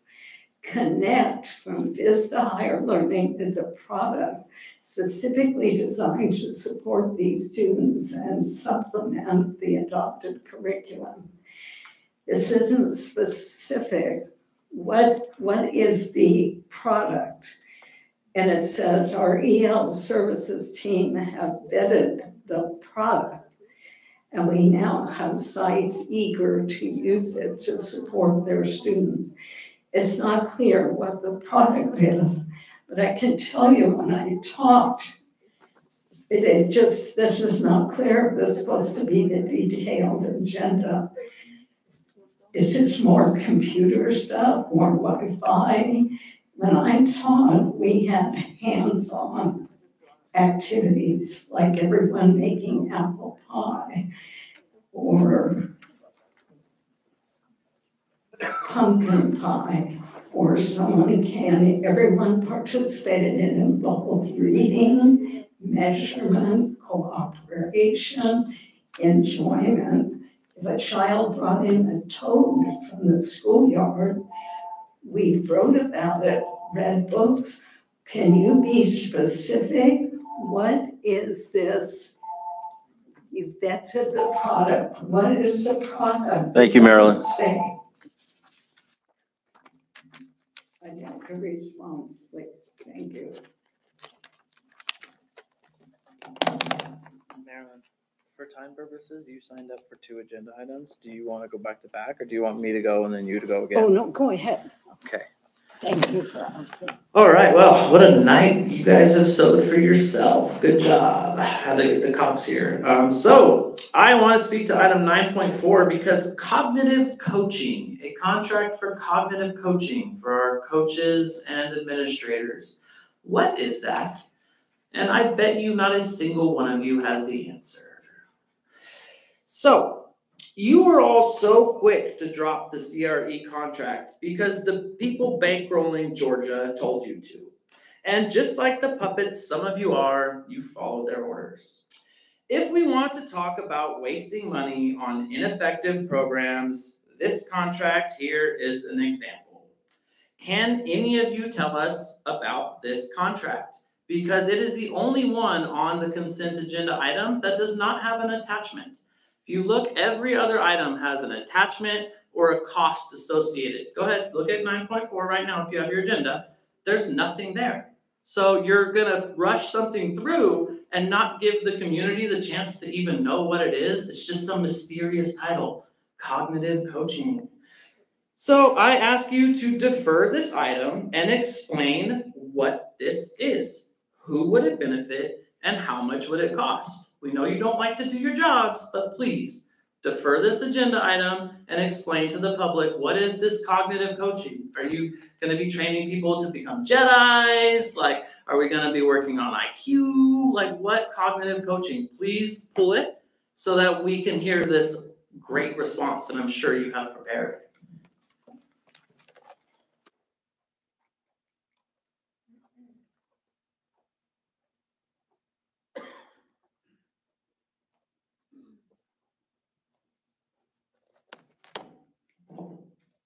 What number was it? 9.13? 9.9 is what you put in, Marilyn. It was the one on fencing. Yes, that's Okay. for Pajaro Middle School? Yes. Yes. I'm wondering why there is so much fencing at the schools when I drive by, like Bradley School. Fences all over. It gives me the sense of prisons. Everything's fenced in. And if it's supposed to be for safety, that's questionable. Because I was thinking, if there's some reason people have to leave the school quickly, they're going to be constricted through the small areas that aren't fenced. I remember when I taught from like 1981 to 2000, the schoolyards were open. Our public money paid for public education, and children came and played freely on the playgrounds at the school. And I think that should be restored. I find it very disturbing to have fences all over. And I wonder how much money is involved for those building these fences. I often think of this quote about public relations industry. They say our communication is to manage perceptions, to motivate behavior, to create business results. These are business results, it appears, for certain interests. Thank you. All right, I will bring this now back to the board. Are there any items that the board wishes to defer? I'd like to defer a few, if that's okay. Trustee Bolano-Scow. Yeah, 9.12, please, 9.14, and 9.4. I'd like to make a motion to approve the consent agenda with those deferrals, please. Did I say that right? 9.1, 9.2, 9.4, 9.14? 9.4, 9.12. Wait, oh, I'm sorry, 9.12, not 9. Yeah, 9.4. Not 9.1 and 9.2. So 9.4, 9.12, and 9.14? Please. Thank you for the clarification.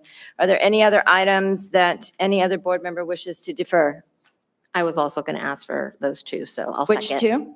912 and 914. 912 and 914. Anyone else? So Trustee Bolano-Scow, I think you made a motion to approve the consent agenda with a deferring 9.4, 9.12, 9.14. Is that correct? Correct. Can I have a second?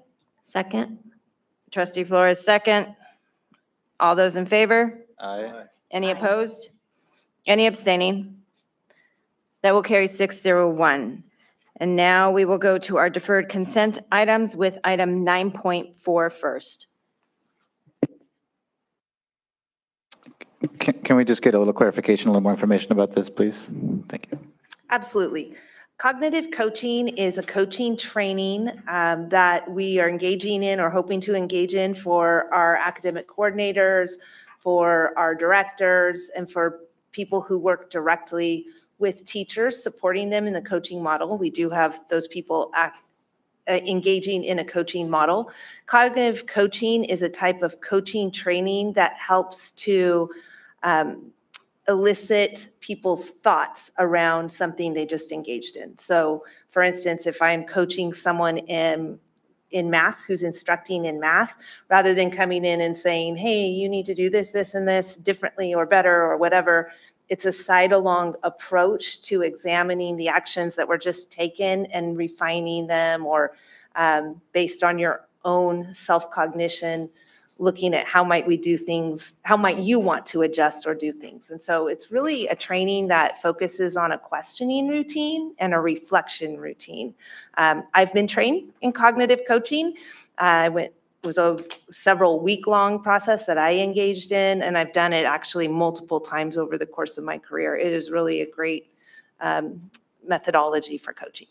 So is it particular to math or not just? It's designed to be for any content area, and really just any, like even if I'm coaching a principal, to help look at just what actions and decisions you're making and what impacts they have, and then how might you align that to the goals that you're trying to capture, and how to be the most effective and the most impactful. Sounds good. Final question. Is this an outside consulting thing, or is this in-house, or is? Yeah, there's an outside consultant providing the training, and I believe it's through the County Office of Education. Okay. Or in tandem with, yeah. Okay, for next time, I just because the question was that there's no attachment here. Is that so? That's why I'm just asking for clarification on that. I can provide if there's additional information that is needed, we can provide that. And it sounds good. I just curious. Are all your questions clarified? Yeah, so do we need a motion on this action, on this item, unless there's any other comments? Is that how it works? If it's going to be approved. Okay, all right. I'll make a motion to approve it. Thank you, Trustee Bolano-Scow. Can I have a second? A second. I have a first and I have a second. All those in favor? Aye. Any opposed? Any abstaining? That'll carry 601. Now moving to item 9.12. Trustee Scow, I'll start with you since you brought it up, and then we'll move to Trustee Flores. Thank you. This is pretty cool. We're talking about a feasibility study for Pajaro Valley High School Performing Arts Center and a pool. And it seems like a good idea to get on it sooner, because in the past we've had problems with the escalating costs of projects when we were delayed and delayed and delayed, and that's what happened in the field last time. So I think I appreciate this coming. I wanted to highlight it because our students and our families at PV High have been asking us for a long time for this, and I want to highlight that it's getting done. I also wanted to ask, with respect to the theater, it's a really exciting opportunity, and I want to ensure that our arts community, our teachers there, our arts community have an ability to make some input into the theater, so we're getting the most out of it, because once we build it, and I see it as an awesome community asset. So I just want to flag it, ask the question. That'll be possible in that process, that we'll have input into some of the designs, that we can ensure that we're meeting all of our arts needs at that school. That will definitely be a part of the process. Thank you. Trustee Bolano-Scow, if you had all your questions clarified? Thank you. Trustee Flores? Okay, I also just wanted to highlight this project and say thank you. I know we've had several students here asking for this. I was wondering if it was possible to add to this feasibility study. I know lights at their stadium has been a request, and in the past, our reasons for not having lights was the airport and the salamander breeding and other issues. And I know now with technology, there are LED lights that will have very low to minimum light pollution. So I've seen these lights and they literally just would light up the football field.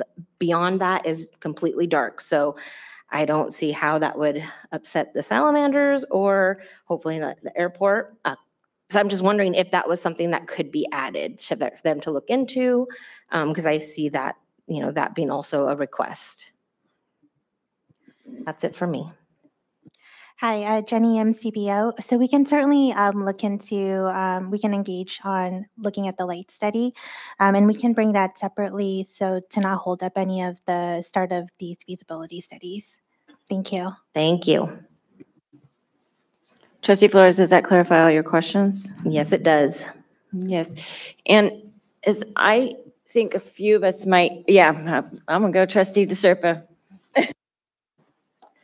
So the track and field at Pajaro Valley High School was held up for many years because we had an ongoing dispute with the Pilots Association at the airport. And they did not want us to build a track and field in that space. And there was years of negotiation around this. And we actually have a settlement, a legal settlement with them that we will never put lights at the field. So I would like us to please remember that, and you can dig it out and take a look at it and run it by legal. But there's really important reasons why they didn't want lights there, and it had to do with the planes taking off and landing at the airport, that it would interfere with that process. So I just wanted to remind people that that was something that we entered into, and we were able to get the field accomplished. Thank you for sharing some of the historical context, and we'll definitely engage with legal to find out some of the information. Thank you, Trustee DeSerpa. Trustee Bolano-Scow? I'd like to make a motion to approve 9.12. Okay, and I was going to elaborate something, but I have your motion. So I would just want to echo, because Trustee DeSerpa and I were on the board, and no, yes, that's right. So I think Trustee DeSerpa and I were the only two board members remaining on this current board that were part of that and remember that pretty vividly. And I was just pretty much going to say what she said. So I'm just going to echo that that legal binding agreement really needs to be looked at and then maybe brought back to board members, so board members can be brought up to speed and enlightened on what those agreements were. And part of that settlement agreement, to Trustee DeSerpa's point, was that was the only way we could get the track and field put in, and that was why the public decision process of the board at that time made the decision to do that, because it was the only way we could even get the track and field. So please do look that, and you could also probably just bring that in a board communication as well.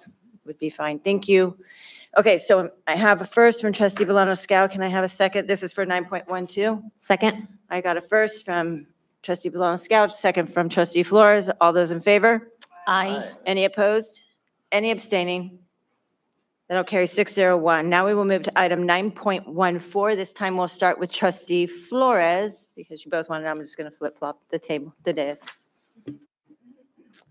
Thank you. Yes, again, I just wanted to highlight this project. I was very excited to hear the city of Watsonville engaging with us in the intergovernmental meeting regarding this walkway, because as trustee Esqueda had mentioned, you know, the traffic is really bad over there for our students. It can be dangerous. And so I'm happy to see we're making movement on this. And that's all I wanted to say. Thank you. Thank you, trustee Flores. Trustee Bolano-Scow. Yes, I also want to thank all of our students who have written me and others about this issue for the past year at least. And I know it's been an issue since the inception of the school, and trustee Esqueda brought it to our attention. I ran into a principal, Todd Wilson. He said, Adam, we're already on it. This project had been contemplated a few years ago, and it got held up for whatever reason. And he took it already to school site council. I think the school site council parents are very excited about this. Safety is very important. And so I'm excited we can use our remaining Measure L money to get this going. So I just wanted to thank our staff who does the work on this at all levels for making this happen. And I think it's going to be a great thing for the school. So I'll make a motion to approve 9.14. I have a motion to approve. Do I have a second? Second. I have a first and a second. Does that take care of all your comments for both of you? Good. All right. So I have a first and a second. I'll call for the vote. All those in favor? Aye. Any opposed? Any abstaining? That'll carry 601. And now we will move to items 12, our action items. 12.1, approve a resolution proclaiming October as LGBTQ+ History Month. This report will be presented by our interim director of federal and state and equity programs, Ms. McLean. Welcome. Board trustees and board president and Superintendent Contreras, Dr. Contreras. Tonight before you is a resolution to approve a resolution for proclaiming October as LGBTQ+ History Month. We're hoping that you're going to approve this. I will read a couple portions of this resolution, not the whole thing. October is National LGBTQ+ History Month. In 1994, Rodney Wilson, a high school teacher, believed the month should be dedicated to the celebration and teaching of gay and lesbian history, and gathered our teachers and community leaders to support. They selected October because public schools are in session and existing LGBTQ+ traditions, such as Coming Out Day, also occur during this month. I will read a couple of these here. Whereas Pajaro Valley Unified School District Board of Education believes that the rich variety and diversity of families and communities is one of our strengths, and furthermore believes that a strong community consists of a supportive unit composed of various genders, orientations, cultures, races, and ethnicities. Whereas Pajaro Valley Unified School District Board of Education values, honors, and welcomes the diversity of our student body, our teachers, our staff, and administrators, including the diversity of sexual orientation and gender identity in our community. And whereas Pajaro Valley Unified School District Board of Education recognizes that we have students and staff at all grade levels and within the organization that are LGBTQ+ and or have LGBTQ+ family members, and they deserve to feel recognized and valued. And whereas Pajaro Valley Unified School District has, through our resolutions and our actions, made a commitment to achieving acceptance through fostering diversity and inclusion in our staff, our school population, and in our curriculum. Now, therefore, be it resolved that the Pajaro Valley Unified School District Board of Education celebrates the accomplishments of LGBTQ+ people in history, encourages all schools to celebrate October as LGBTQ+ History Month, and encourages teachers to teach lessons about LGBTQ+ history in their classrooms, aligned with the state history framework, and not just in October, but all year long. We request that you approve this resolution, and I'm honored to be here bringing this forth to bring more sense of belonging and safety into our schools for all students. Thank you, Ms. McLean. Do we have any public speakers to this item? Yes, we have two. Bobby Marshall and Eli Davies.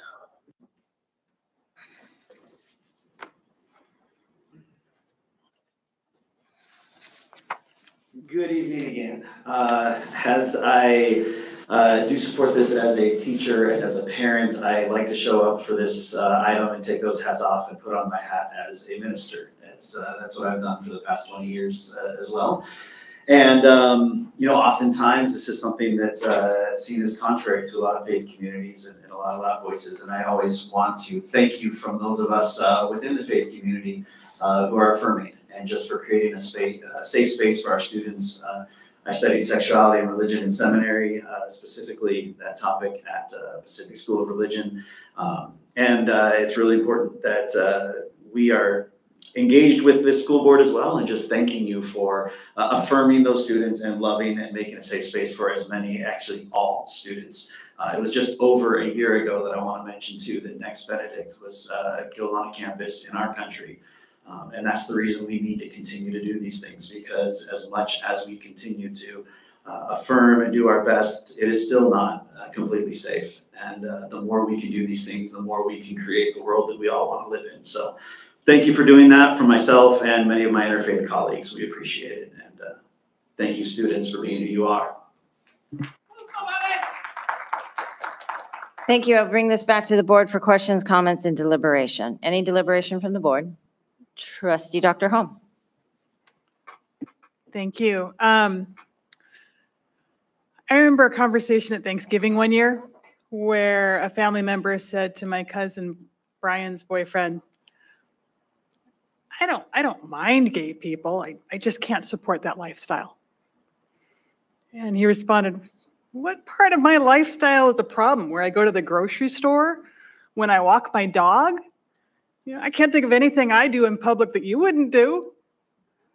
And this happened at a time where I was only out as bi to a few close friends. I definitely wasn't out to my family. I was struggling with my identity, but this man's bravery was my light bulb moment that those of us in the queer community are just people. All the good, bad, and the ugly that comes with that. My cousin passed away years ago, and I lost contact with the man who stayed by his side to the end. I don't know if they would have married. This was before that was legal, so that wasn't an option. But I still remember his bravery in speaking his truth with love. He's part of my personal history. Acknowledging LGBTQ+ history is important because, as Harvey Milk said, how can people change their minds about us if they don't know who we are? Our stories have always been part of history. Truly recognizing them is a step towards reconciling the threads that make up the beautiful tapestry of our community. And I would like to make a motion to approve. Thank you, Trustee Dr. Holm, for your comments and your motion. Anyone else? Student Trustee Daniel Esquida. Thank you for that explanation. I just wanted to echo Dr. Holm's comments, and I think we've been working as a district in terms of inclusivity, and I think this resolution just does that, and providing the context and history for those who have experienced prejudice and just hateful rhetoric for centuries. It's nice that we have educators who are willing to share the facts and to show that, love is love and people can just be accepted for who they are. Thank you. Thank you, Student Trustee Esquida. Trustee Bolano-Scow. Yeah, thank you, Chrissy, for bringing this forward. And thank everybody in our district who has shown a lot of leadership on this. I know we have a lot of active members of our PVUSD community who have made progress. And I want to give a shout out to Jen Salinas Holtz and the Safe Schools Project. They're hosting a Rainbow Conference this Saturday at Watsonville High School. Everybody's invited. It's 9:30 a.m. to 2 p.m. and I'm planning to stop by. And I'll second the motion. Thank you, Trustee Bolano-Scow. Anyone else? Trustee DeSerpa. Thank you. I just want to say that for many years, I've proudly marched with PVUSD in the Gay Pride Parade up in Santa Cruz. This year I didn't because I was marching to honor Pat Dillon, who was, what's it called when you're at the head of the parade? The marshal. Yeah, she was honored as a grand marshal. So I marched with her this year, and then I doubled back and marched again with the Democrats. So I want to thank you, Chrissy, for all your work, and thank everybody in our district for making it a safe place for kids that are questioning their sexuality or might already know that they're gay, lesbian, or otherwise. So thank you. Thank you, Trustee DeSerpa. So we have a first and a second. All those in favor?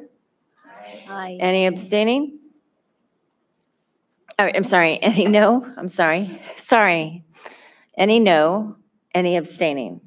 Okay, that will carry 601. Thank you, Ms. McLean. Moving to item 12.2, resolution number 24-25-04, recognizing October 13th through the 19th, 2024 as the week of the school administrator. And this report will be presented by the superintendent of PVUSD schools, Dr. Heather Contreras.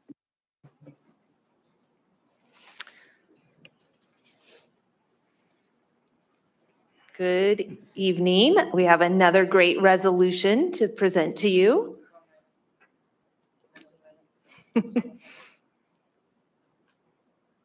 So this resolution is to honor the leaders of our school administration, our school administrators, during the week of October. I'm looking for the dates here. This has been a recommendation for different communities to take the time to honor the hardworking administrators we have in our district. So, whereas leadership matters for California's public education system and the more than 6 million students it serves, whereas school administrators are passionate, lifelong learners who believe in the value of quality public education, and whereas the title school administrator is a broad term used to define many education leadership posts, superintendents, assistant superintendents, principals, assistant principals, special education and adult education leaders, curriculum and assessment leaders, school business officials, classified education leaders, and other school district employees are considered administrators. And whereas providing quality service for student success is paramount for the profession, and whereas most school administrators began their careers as teachers, the average administrator has served in public education for more than a decade.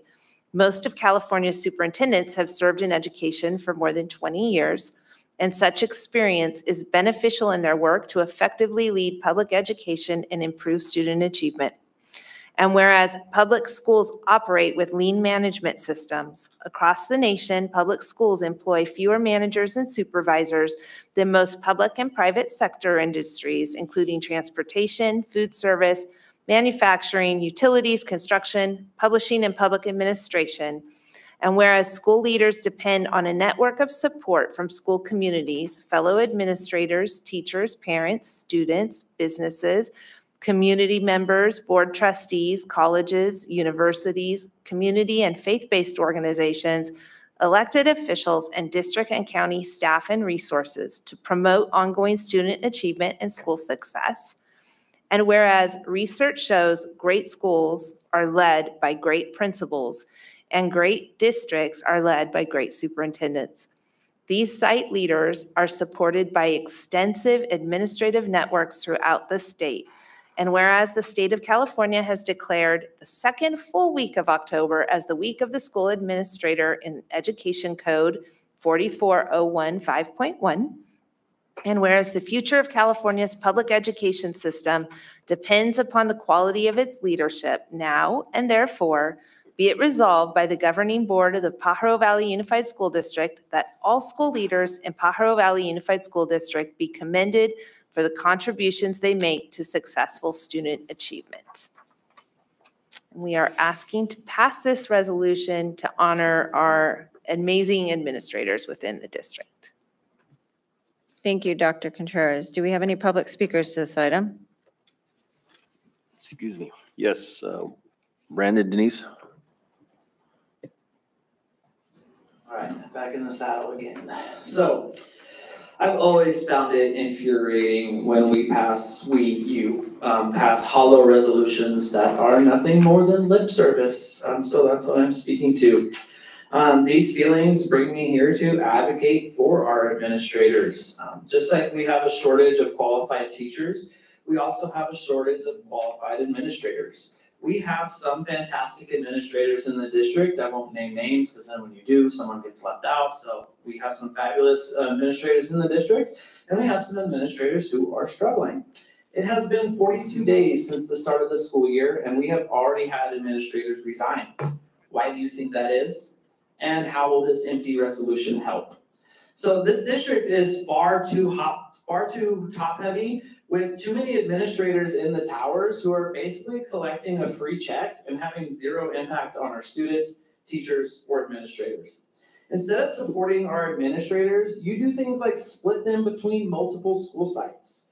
How about you get some of the administrators out of the towers and out to the school sites where they can make a difference?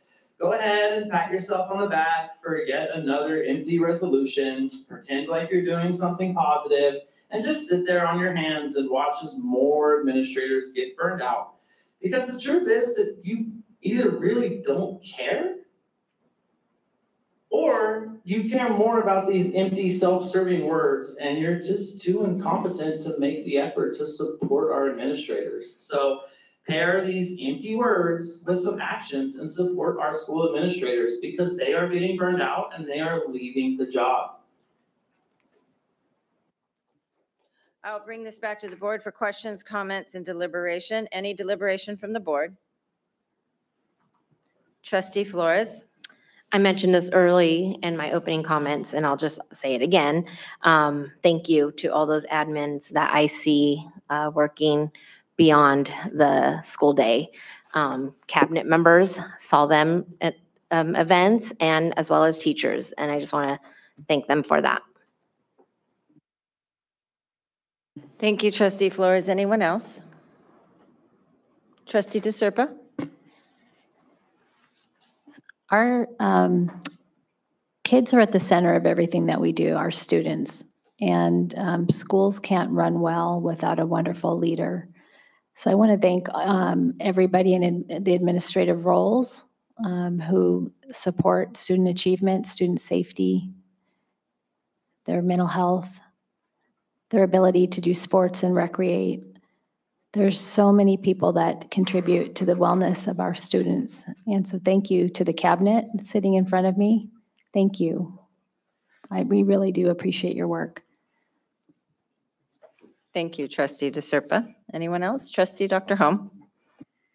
You know, over the last 6 years, I've had opportunities to speak to a lot of people across the district, you know, teachers, classified staff, admin as well. And I think about some of the conversations I've had with principals and cabinet members and other, you know, positions, and just thinking about the conversations where they would kind of light up. And what was special was when I would talk to people about, you know, what did light them up, and what, you know, when they would talk about their work with making a difference in the community and the students. And you could see that excitement start to build, and getting to have those conversations, you know, getting insight on what drove people for their jobs. I encourage everybody to have those conversations. That, you know, it's like a lot of times, even if you think you know somebody's job, chances are you might not. And it's good to ask those questions. Thank you, Trustee Dr. Home. Trustee Bolano-Scout. Yeah, thank you for all these comments. They're all important, and administration is important. And we've seen when we have on the sites great administrators, the kind of culture they build, and we've seen the opposite. So to all those administrators who recognize, as many of our teachers do, as our classified workers or parents, we're all supposed to be on the same team. And when I hear one of our principals say that, it clicks and it gets people relaxed and like, okay, we're all focused, moving together. And that's how it ought to work. And it gives us a chance to address our problems. And we have a lot of problems. But with that kind of attitude, that kind of a mission, gives us a chance to fix them. And so, thank you. Thank you, Trustee Bolano-Scow. All right, can I have a motion? I'll make a motion. Thank you, Trustee Dr. Hom. Second? Second.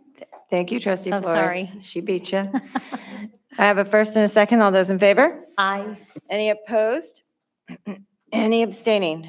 Okay, that will carry 601. Moving on to item 12.3, resolution number 24-25-05, our GAN limit, and this report will be presented by our CBO, Ms. M.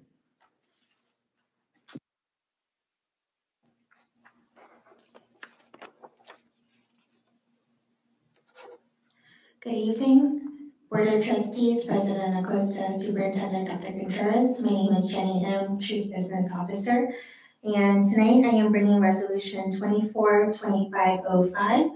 This is our annual GAN limit approval. So starting off with our collective why, our vision is every student will graduate ready to share their unique skills and abilities and be a positive contributing member of their community and their world. And committed to cultivating a nurturing environment where every student thrives academically, socially, and emotionally, empowering them to flourish in a dynamic and evolving world. And this resolution, it aligns with our goal to maintain a balanced budget while effectively maximizing all resources. So the history of the GAN limit, so this was passed back in the 1970s. It was designed to limit growth in government spending. This was enacted as Proposition 4. It does not really impact our budget. What it does is it limits the growth in government spending in relation to population and inflation growth. So this is brought to you every September, and it's for the approval of the GAN limit, which is required to establish our appropriations limit and make other necessary determinations for the following fiscal year, and certify that our GAN limit does not exceed the appropriations limits imposed by Prop 4. The GAN form was part of our unaudited actuals SACS financial report, and it showed that we do not need an increase to our GAN appropriations limit for 23-24. And this is the section of the SACS form that shows the calculation. So staff recommendation is to respectfully request the approval of Resolution 23-2405 for the GAN limit. Thank you. Thank you. And we do have a public speaker to this, Marilyn. This is item 12.3.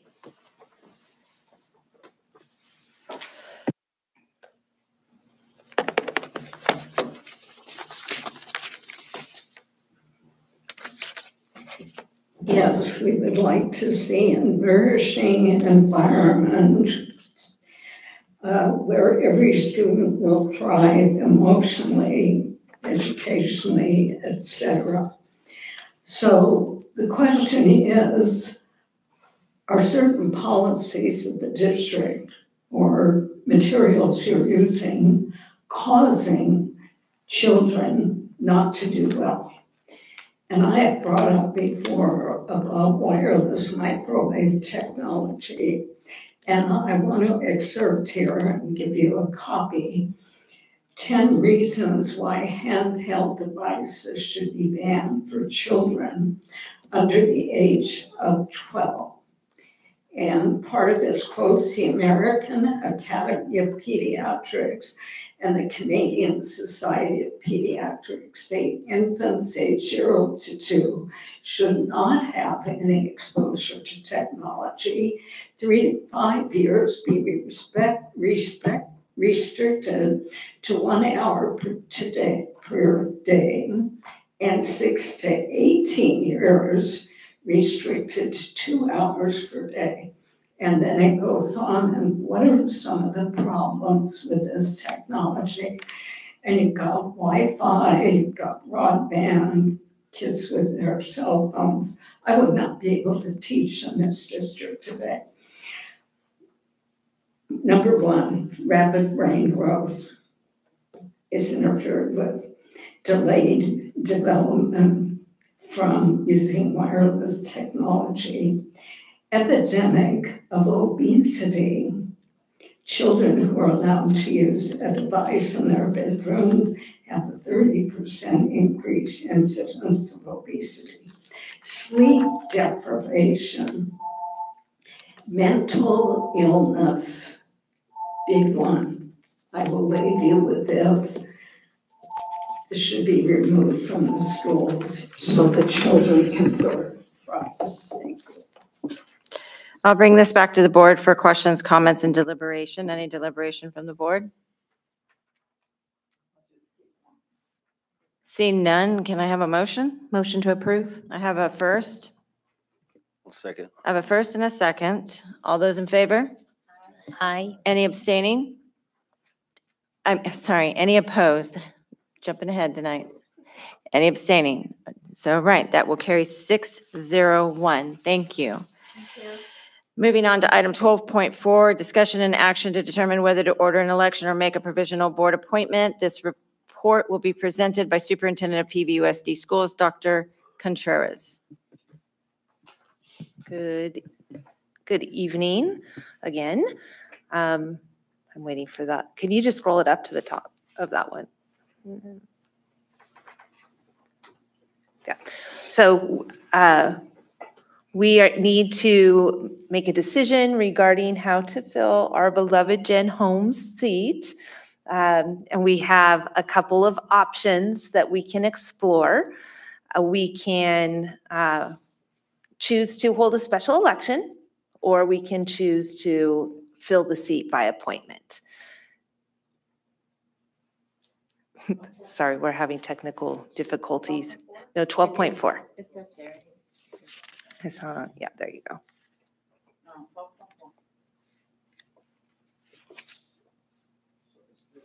Yes. I think Yeah, there. He just wants us to read the. Yeah, just this, there you go. So like I said, we have the option under PVUSD's circumstances of either ordering an election or making a provisional appointment to the vacancy.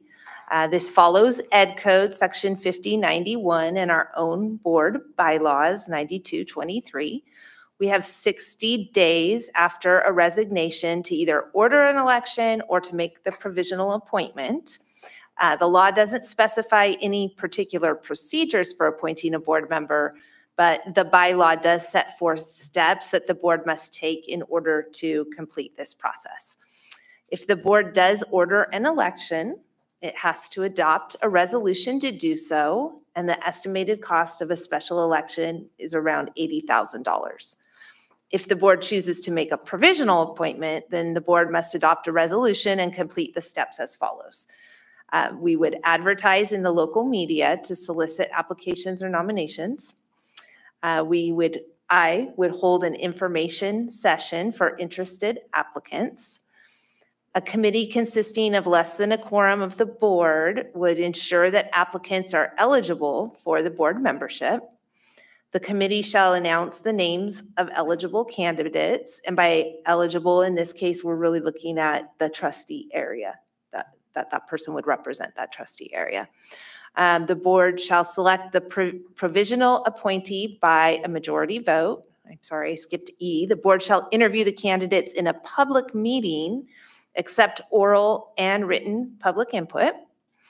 And going back to G now, the interviews, input, and the vote must be held in open session.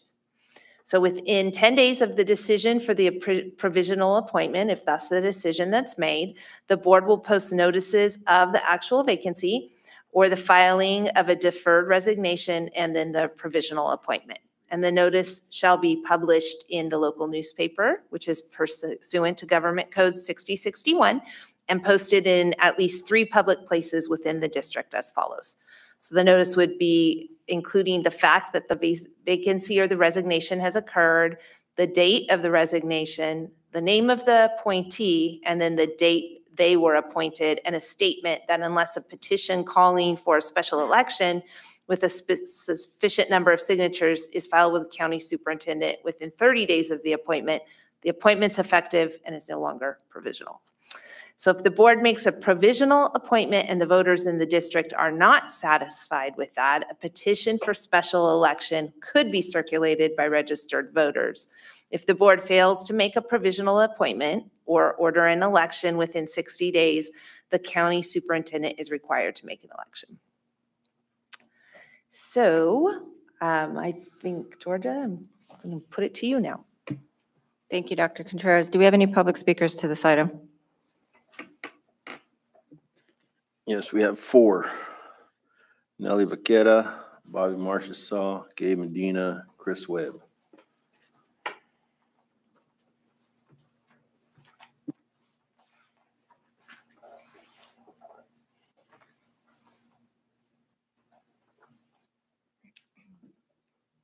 Good evening, Board. Nelly Vaquera. I called the county clerk's office just to verify what can be done. And according to them, the actual average cost was going to be somewhere between $60,000 to $70,000 for a special election. And one of the reasons why I also called was because I wanted to understand more about that process, because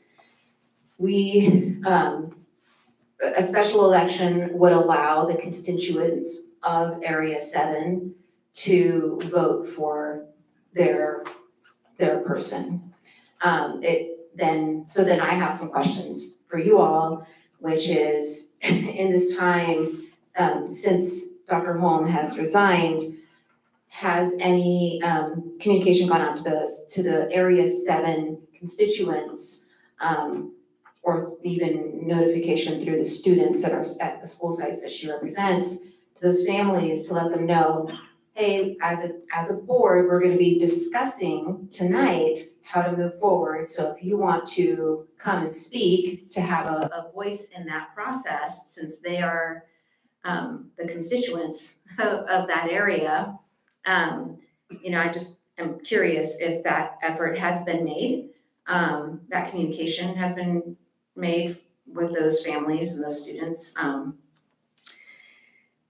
So then it would be nice for the community to be able to elect their person. Thank you. Good evening again. I wanted to come tonight to ask and advocate that you strongly consider a special election for this seat. I know it costs some money. However, it's democratic, and democracy is worth the cost, in my opinion.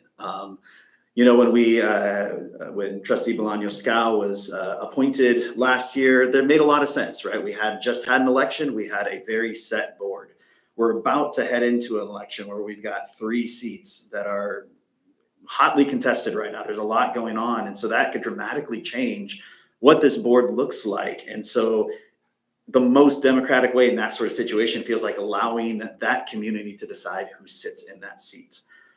So that's just my strong opinion. I do want to ask, if you're not going to do that, I do have questions, and I tried to look at Ed Code, I tried to send some emails, and I couldn't quite parse it out. I don't know how the bylaws play into this, but I'd love some clarification on if it's 60 days from the resignation date, the announcement, or is it from the vacation of the seat? Because I saw it looked like Ed Code said from vacating was an option, but I don't know if our bylaws changed that. But if that is the case, if we waited 60 days from that, at least we'd see, I think this election is going to at least give some ideas of direction that the community at large is asking this board to go. If we have the exact same board, we have no issue, and we go right on ahead as normal.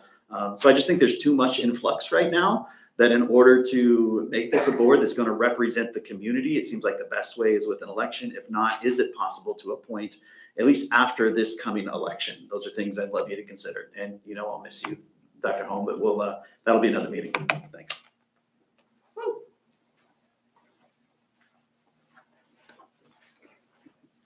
I'm going to use big words, Soto, so bear with me. In light of the current vacancy, I urge you to call for an election rather than a provisional appointment. The right of constituents to choose their representative is essential to restoring public trust, which has been severely compromised. Recent evidence, as reported by Santa Cruz Sentinel and the Pajaronian, highlight this board's struggle with transparency and decision-making. From mismanagement of funds to divisive resource allocation, the community has lost faith. And tonight you walked out on two parents whose child has been bullied. Bullied. That is a shame. And that falls on you guys. Without any follow-up or meaningful action, why does it take so long to intervene with these students? It needs to be done quickly. This erosion of trust demands that you let the community decide their representative. While a special election may cost a bit, it's an investment in democracy and accountability. An appointment made behind closed doors will only deepen the perception of disconnection between this board and the community. To restore faith, give the people the power to choose their representative, someone who will be accountable, someone who will act swiftly and decisively when parents and students need help. Let the people decide. And I also want to introduce you to this young man right here, Soto. He lives in my Area 3. He is advocating for sidewalks. And I heard you got a phone call from Javier from the Las Lobos Market. I'm curious how that went. But this man, I want you to continue saying what you were saying because he walked out. I'm sorry, the public comment on this item can only be on the agendized item, so. I have ADHD, so I need him to read something for me. As long as it's on this item, otherwise it cannot be heard. Let the people decide. Thank you. Thank you. And you are disgusting, by the way. Thank you.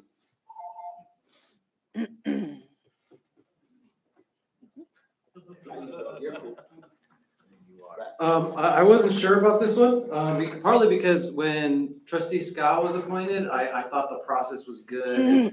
But since then, really in like the last 24 hours, my trust has been kind of compromised because you tell me integrity and these different values, but then I look at like how I was treated today, and even at the last meeting, and then I look at even like how we messed with how Nellie was her time and all that. So there's a lot of untoward things where I trust the voters. Okay, they elected Home in the first place. I trust them more. Really, this is not on the whole board. There's really only like a couple of you that are really hurting my trust. But I would prefer to see this go to the people. And also, I think, I like to see it go to the people. Some things that I like about, and I say this, like I haven't always agreed with you, Dr. Holm. Like I think on the SRO issue, I think you got that wrong. I think on the PN Day thing, you got that wrong. But I actually think everybody who voted on the PN Day, who voted against the teachers, everyone should answer for that at some point. Thank you, Trustee Scow, for at the candidate forum, you disclosed that you were the one who voted for us. So I appreciate you on that. But I think everybody should answer for that. So I would like an election on that. Also, when I reached out to you like a year ago about a student who was basically wrongfully convicted of like a transgression, you kind of went with the district line, which was falsehoods about traditional Renaissance, the real Renaissance. And since then, I think the school's gone in a bad way. So I would like to see the people weigh in. I'd like to see deliberation on these issues. I want to thank you for your service, especially during COVID. I honestly feel that you kept me safe. You kept my students safe. You kept my family safe. And it was a very heated time. Also, I like just your manner and decorum overall. So I will appreciate you for that. Thank you. I'll bring this back to the board for questions, comments, and deliberation. Any deliberation from the board? Our student trustee. I was just wondering where the $80,000 would be coming from if a special election were to be held. That would come from the general fund. 1 second. Was that the full extent of your questions? Okay. Trustee Dr. Holm. So when we had the vacated seat that we ended up filling with Trustee Scow, I struggled with this question, and one of the things that I came to, one of the reasons why I supported the appointment was that in the end, the trustee area still has the option, like if they do not approve of the appointment, they can petition to remove. And I get the hesitation about that, but they do have that right.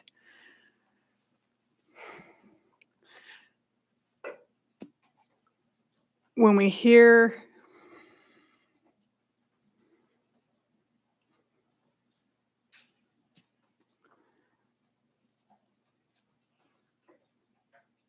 it would be incumbent on this board to choose wisely if they chose an appointment and to consider, appropriate representation if they chose that route. So just something to consider. Thank you, Trustee Dr. Holm. Trustee Bolano-Scal. Sorry. Thank you for that openness, Dr. Holm. May I ask you a question? Were you opposed or unopposed in your last election, Dr. Holm? I was unopposed. I was appointed in lieu of election. And that, I think, is a little bit different in our cases here, where if we chose to make an appointment, we would be appointing somebody, unless I'm mistaken, and on my understanding, we'd be appointing somebody who got 0 votes. And that is a little unsettling. And the appointment, the term would go to the end of your term now, which is the end of 2026. Is that right? Am I accurate? So that does give me, I think it's something that is weighing on me, and that's why I'm saying it. Not on either side, but something else to consider is that a special election at this point, it would not be, we're going to have a big November general election. It would be, can somebody help clarify when the special election would actually be? But I want to also, a few months afterwards, is that right? Do you mean if we choose? If we chose to do a special election, when would that be? I think we still are beholden to the 60 days. I would need to look into that. What would it be? So, okay, unfilled until March. So we'd have a special election in March, something like that. And special elections, for those who track elections, usually have horrible turnouts. And so we've seen special elections in other jurisdictions where people won special elections and they lost when they ran in a regular election. And so it's also something to consider. But the fact that nobody ran against you last time and we would appoint somebody who'd gotten 0 votes does make me feel a little uneasy about this in this case. But I just want to share those thoughts, and I'm open to hearing other thoughts. Thank you, Trustee Bolano-Scal. Trustee Flores. Yes, I was looking back at, what we did. I mean, obviously I was here when with Trustee Bolano-Scal, and I do believe that this board does have a history of doing an appointment. Simply also, the money comes into effect, but also like what Trustee Holm brought up, they do have that option of, recalling if they are not happy with their choice. So they will have their voices heard should they want to go that route. Also, another thing that I was thinking about is, sad to think about, but there is a possibility we might have another vacant chair. And what we know, so now we're looking at possibly having to fill 2 chairs. I'm sorry, Kim, Trustee Serpa, but should you, be successful, we would have that open seat as well. And so I'm more leaning towards appointment, and mostly because, the district does have that chance to, I'm sorry, I'm reading it here, within 60 days to, if they get the vote, if they get the signatures to overturn our decision. So. Thank you, Trustee Flores. Trustee Soto? Vice President Soto, sorry. So $80,000, that's a budgeted number, and it comes out of the general fund. what programs or what things can that affect? I mean, granted, it's a general fund. Again, we won't have outbursts from the public. Jenny, I'm going to defer to you. I don't think we haven't allocated or determined that amount right now, so I'm not sure where it would be, but Jenny might be better able to answer that question. So currently, that is unbudgeted. So pending the decision tonight, that 80,000 would potentially come out of our general fund, unrestricted fund balance. So essentially, it could affect anything, and that's a big effect. Yes. Thank you, Trustee Vice President Soto. Trustee DeSerpa, I just want to hear from everyone who hasn't spoken. Thank you. Well, I said this the last board meeting, but, and I think maybe you've heard me say this before, but more than two electeds have told me that the hardest position they ever held was that of a school board trustee. And I think all of us up here understand that. There's not a lot of people that want to do what we're doing. This is not a job. This is essentially a volunteer gig. And we do it because we care and we want to build something better for the kids and the families in the Pajaro Valley and all of the areas that we represent. So to the extent that I'm having trouble right now, when Jen and I have been reaching out to people in our areas, we can't find anyone who wants to do this job. So, you know, and being here tonight with the circus that was out here, who would want to do this? There's not a lot of people. Having said that, regarding my seat, I'm a winner either way because I either stay with you for 2 more years, and I'm honored to do that. If I end up being elected to the board of supervisors, then we'll have to find somebody for my seat as well. And I'll tell you, it's rough right now trying to find somebody who would be interested. What I'm interested in is stability for this district, support for our administration and our superintendent, and keeping kids firmly at the center of all decision-making. It's not about adults, it's about the kids. So I'm fine with appointment if we can find excellent candidates who can continue to further the mission of this district, keep us solvent, balance the budget, and keep kids at the center. Thank you. Thank you, Trustee DeSerpa, for your comments. They're appreciated. Trustee Bolano-Scow.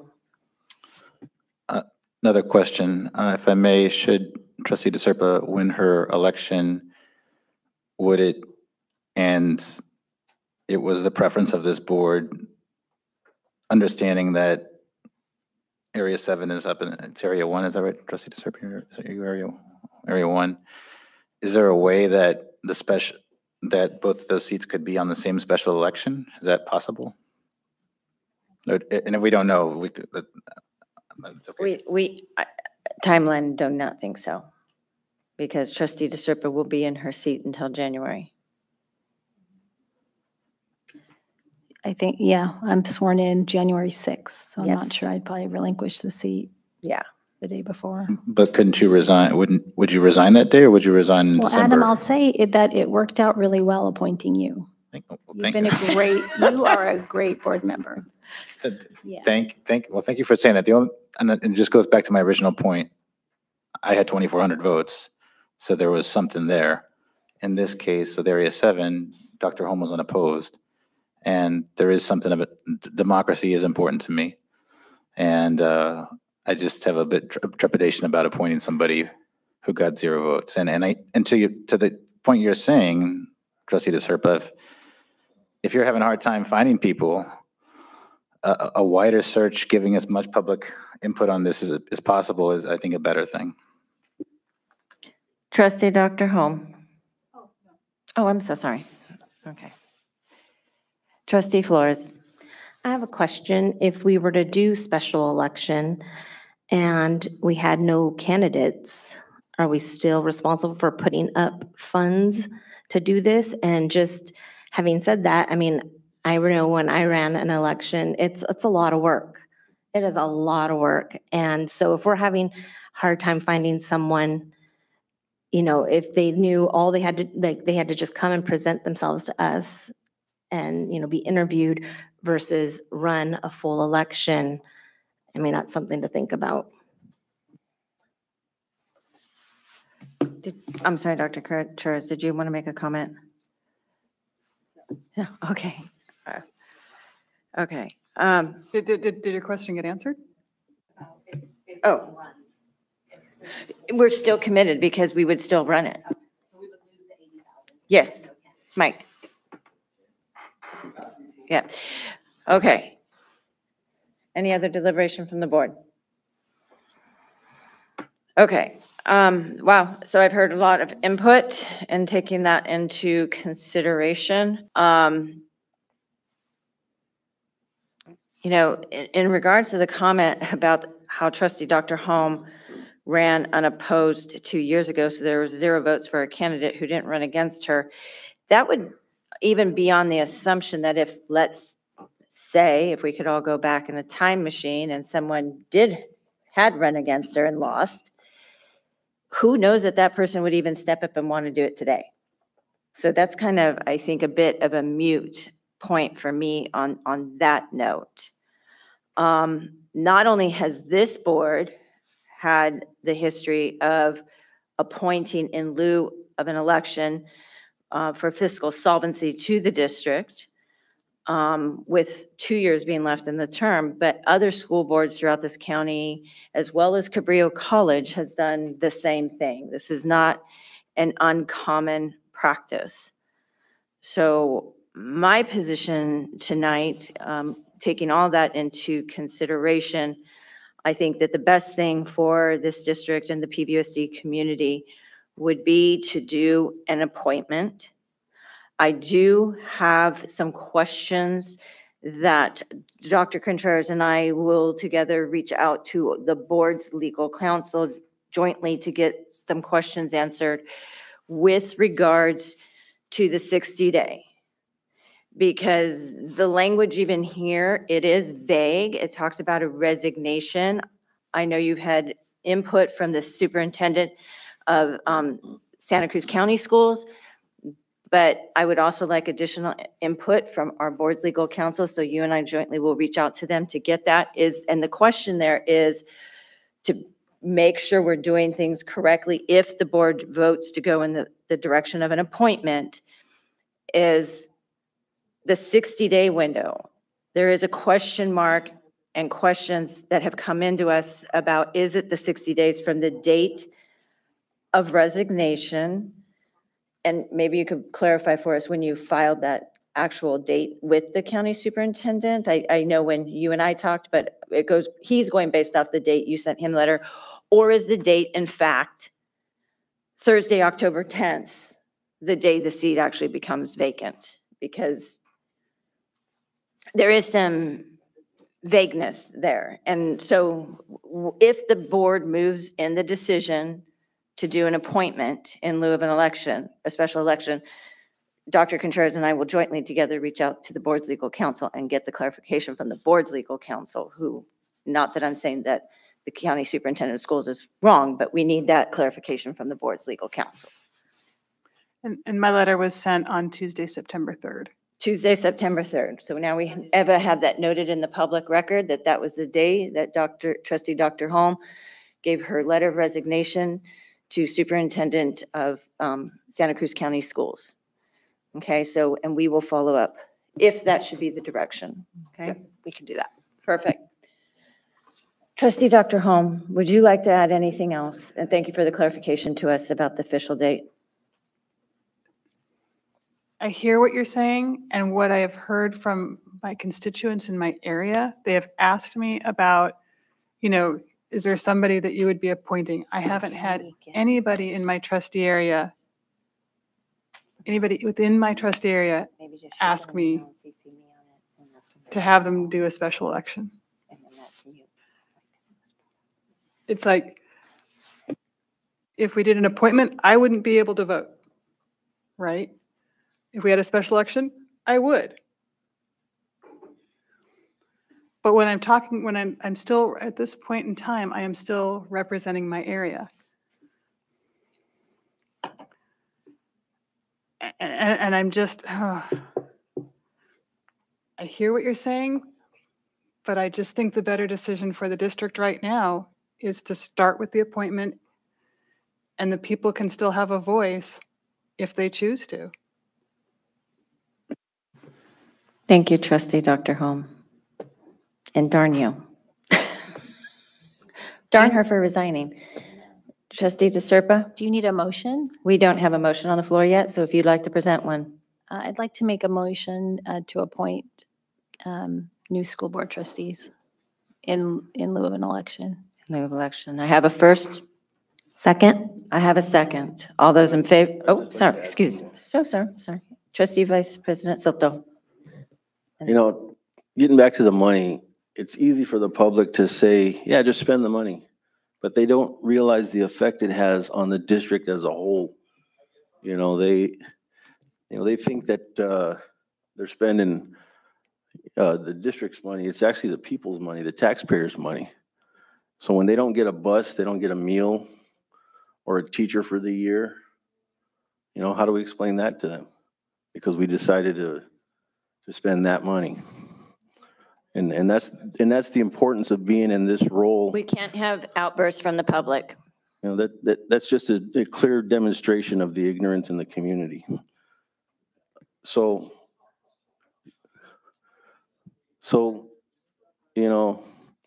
we really need to think about that in committing, dollars to this versus common practice. So I'm having a hard time with spending the money, especially after the meetings that we've had in regards to budget and what's been presented to us, and we know what's on the horizon. So we really can't afford to spend that money right now. Thank you, Trustee Vice President Soto. Trustee Bolano-Scow. I'm just wondering, in light of some of these questions about timeline and stuff, Trustee DeSerpa, might you be willing to wait until we get some answers on this? Do we need to vote on this tonight? Is there any urgency? I think that if there was to be an appointment, we have that 60-day timeline to look at, and the 60 days started when the resignation was submitted. And then, so we would push, if there was a decision. For sure about that? It started on September 3rd. Yeah. Sorry, I missed that. You want me to I thought it was the date of her actual leaving. Our her seat. understanding is that the time started when Jen put in her resignation. That's the guidance that we received.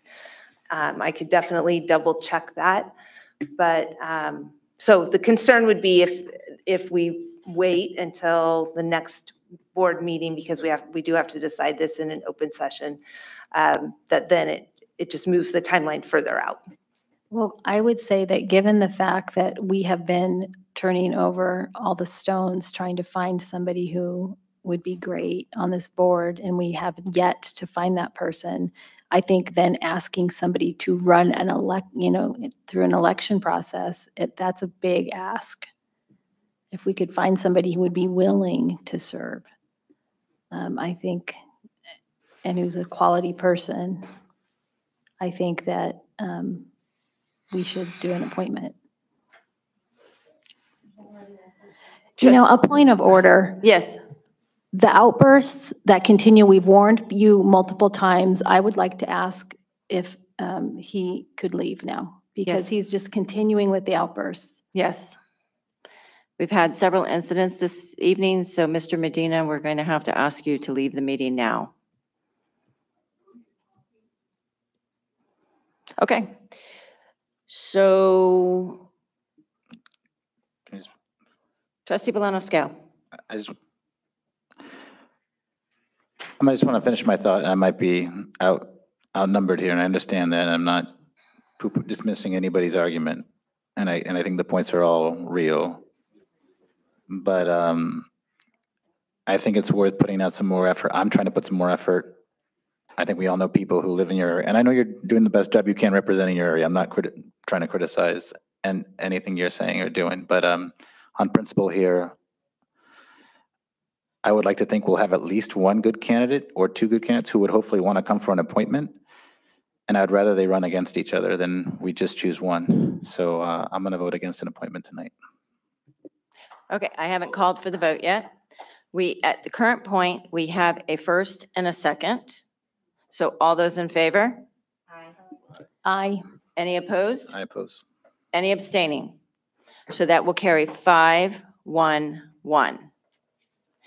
Now I'm going to call 2 points of order. I'd like to have recognition of the time and ask if someone would be willing to make a motion to extend the board's meeting, and please do consider how many items we have left on the agenda and the number of disruptions we've had this evening. And if they continue, we will recess again and have the room cleared because we've given the final calls for that. So can I have a motion to extend the meeting with consideration of all that?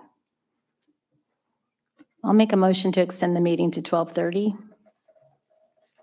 Would you consider a little bit later than that, please? I'll make a motion to extend the meeting to 1:30. Thank you, Trustee DeSerpa. I appreciate that. So I have a Second it. motion to extend the meeting till 1:30. Trustee DeSerpa, confirming? Yes. And that's second. All those in favor? Aye. Any Aye. opposed? Any abstaining? Okay, so the meeting is now extended until 1:30 a.m. Mr. Medina, if you disrupt this meeting again, we will recess the meeting and we will clear the room until you leave. That is the final warning to you and to all members of the public because we have given numerous warnings this evening, more than we should have to give.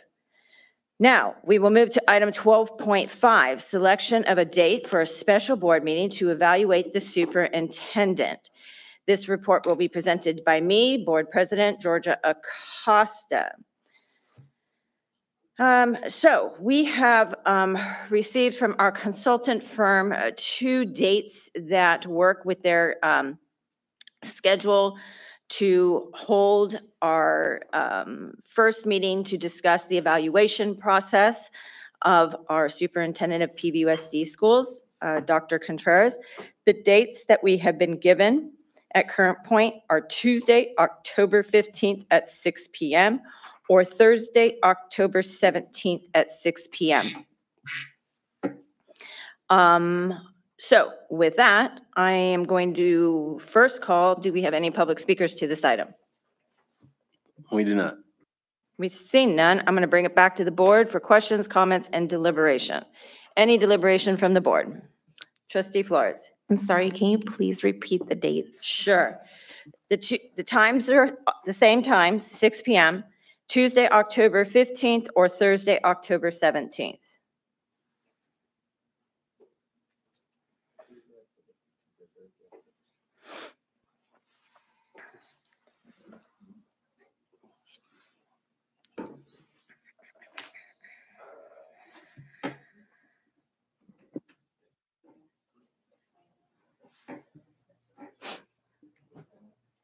Georgia?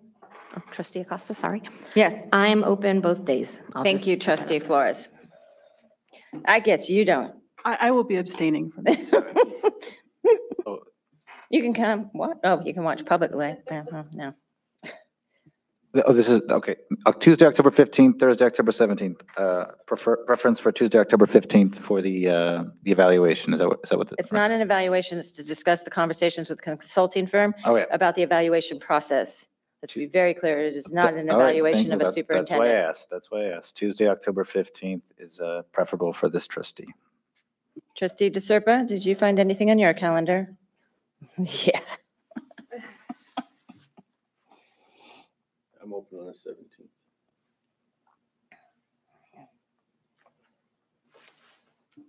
Either day will work, I believe. Trustee Vice President Soto? Yeah, the 17th would work for me. Okay. Thursday. And looking at my schedule, Thursday, October 17th is the day that works for me. So I'm seeing that we have a majority of the board that is saying Thursday, October 17th at 6 p.m. So could I get a motion in favor of that? I'll make a motion to support for the 17th. All right, and I'll second that motion to support Thursday, October 17th at 6 p.m. All those in favor? Aye. Any opposed? Any abstaining? So that is going to carry 5-1-1. Thank you all for your consideration of that. Okay, moving on to, that it was 12.5. Moving on to 13, our report and discussion items. We'll now go to 13.1, the Board Governance Handbook. This item will be presented again by me, Board President Georgia Acosta. So this evening, I would like to present another section of the newly developed Board Governance Handbook. This handbook was developed over the course of the summer of 2024 with the board, with the superintendent of PVUSD schools, Dr. Contreras, and our consulting firm. So for tonight's meeting, I will review the superintendent's responsibilities and protocols to facilitate governance leadership. So in our superintendent's responsibilities, the superintendent assists the board in carrying out its responsibilities in each of the job areas and leads the staff towards the accomplishment of the agreed upon district vision and goals. In looking at our protocols to facilitate governance leadership, we highlight the Brown Act and board meetings. We also highlight placement of items on the board agenda. We are also highlighting responding to board member requests for information or reports. We are also highlighting board superintendent relations. We are also highlighting the annual evaluations and also highlighting our multi-year and annual district goals, as well as highlighting communications and highlighting handling complaints, community concerns, additionally highlighting board leadership responsibility and board member school site visits. And I believe that's actually all site visits because we have more sites than just schools. Okay, so those are all the highlighted items being brought forward under this item this evening. Do we have any public speakers to this item? Yeah, Carol Turley, Marilyn Garrett, Brandon Denise, Omar Dieckis, and Dr. Barraza.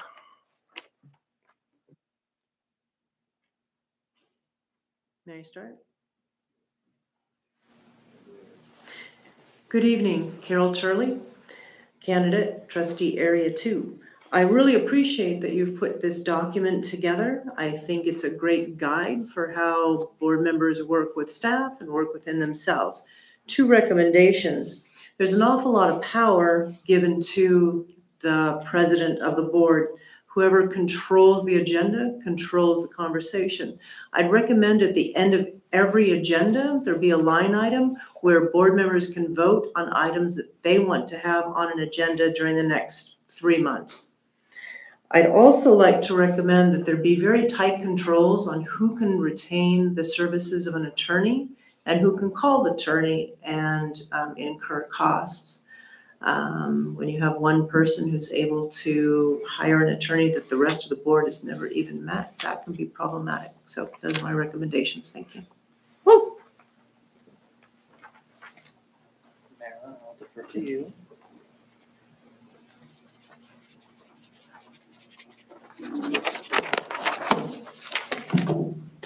Do you have copies of this handbook available in paper?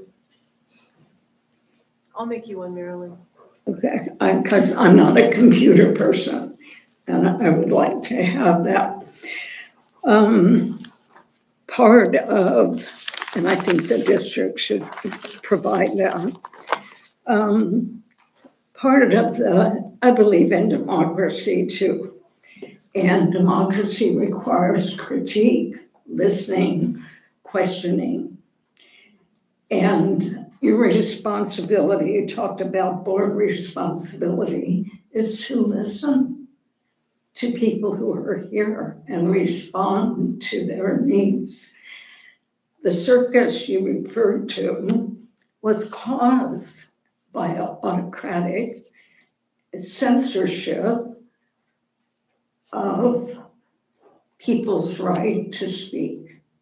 It would not have happened had you listened to everybody, as they do at most meetings. The upset is your responsibility. You caused it.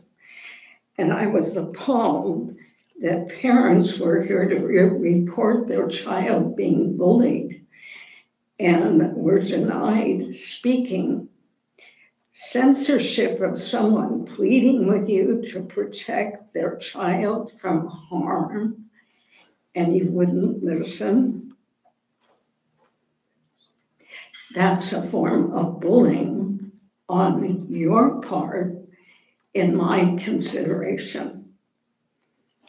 And looking at, I assume this is part of your handbook, be present. You weren't present, you left. Listen with empathy, didn't. Very disturbing. Oh man, this thing's not working. So can I get some, hold on. Can my time not start? This thing is like weird. I'm gonna have to hold it up here. So here we go again. You guys just like, Oscar, please look up the word hypocrite as you're walking away not being present, because you just referred to the community as ignorant, but I believe it is you, sir, who is ignorant. Because we just made a big deal about $80,000 for the election 2 weeks after we rammed through the SRO contract. That's not gonna make anybody safer, but way to go. Also, we just heard a board member refer to this position as a volunteer gig. Is that what you call a gig that gives you health insurance and I'm pretty sure some stipends or two? But yeah, volunteer gig for you. Let's throw a pity party. So here we are to be patronized and read to while you all pat yourselves on the back. Do you realize that there are actual board policies and administrative regulations that you could be updating that would ensure that we are up to date and compliant with the evolving laws and regulations that govern us all? No, you don't, because you took a retreat to do something that ChatGPT could have done like that. So, for example, AB 3216 was signed this week that will require districts to adopt cell phone policies by July 2026. And what our board has as board policy, I believe, this one is 5131, as it relates to smartphone use. Students may possess or use on school campus personal electronic signaling devices, including but not limited to pagers, beepers, cellular/digital telephones, as well as other mobile communication devices, blah, blah, blah, as long as they do not disrupt the educational programs or school activity and are not used for illegal or unethical activities. So your board policy still mentions pagers, beepers. What kids are bringing pagers and beepers to school? But you guys go on a retreat and you craft this policy that you read to us and you patronize us while you go run and hide and then call the police and then call us ignorant and then leave. But the policies that govern this district on cell phones still reference pagers and beepers. Our students don't have no clue what a pager is, but our policy addresses pagers and beepers. Let's go. I will bring this back to the board for questions, comments, and deliberation at this time. Any deliberation from the board?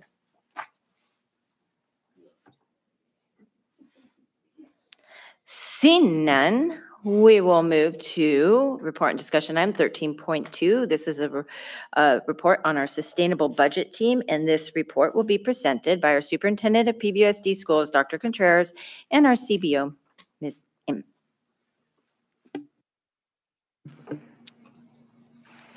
Good evening. So we held our first sustainable budget team meeting last Wednesday from 6 to 8. We have 24 people who are on that committee. 12 of the committee members are parents. We did a random drawing to ensure that it was a transparent process and that we didn't select certain people. And that was a successful way to do that from what we heard from others. We have 2 people who represent our community partners in education who were present at the meeting, and that was also a random drawing because we had more applicants than spots. And then we have 10 people who represent our labor partners, including district office management. During the meeting, the biggest pieces that we accomplished were coming together as a team and what our goals were. And so I'm going to show you just briefly the presentation that we used as a part of the transparent process we're trying to build in for the budget team. We also said that at every single board meeting going forward, we would do a report out on what was accomplished at the sustainable budget team meeting. And we will go, yeah, keep going. I'll go back. So this is the list of the people who are a part of the sustainable budget team. So you see their names, the grade span that they represent. So elementary parents, middle school parents, and high school parents, as well as who was represented from our community partners, our labor partners, and district office leadership. And this is in alignment as we presented to our sustainable budget team. This is the actual presentation that they saw in alignment with our district goals as they currently exist in our board policy. There also, we are aligning with our LCAP and ensuring that whatever decisions the budget team recommends, that they are aligned with the LCAP goals of our district. And so we shared that with the team as well. We framed the agenda with the team under why now, why are we doing this now? And that was part of the presentation. We created team norms so that we all had agreement on how we would engage, and those team norms were created by the 24 people on the sustainable budget team.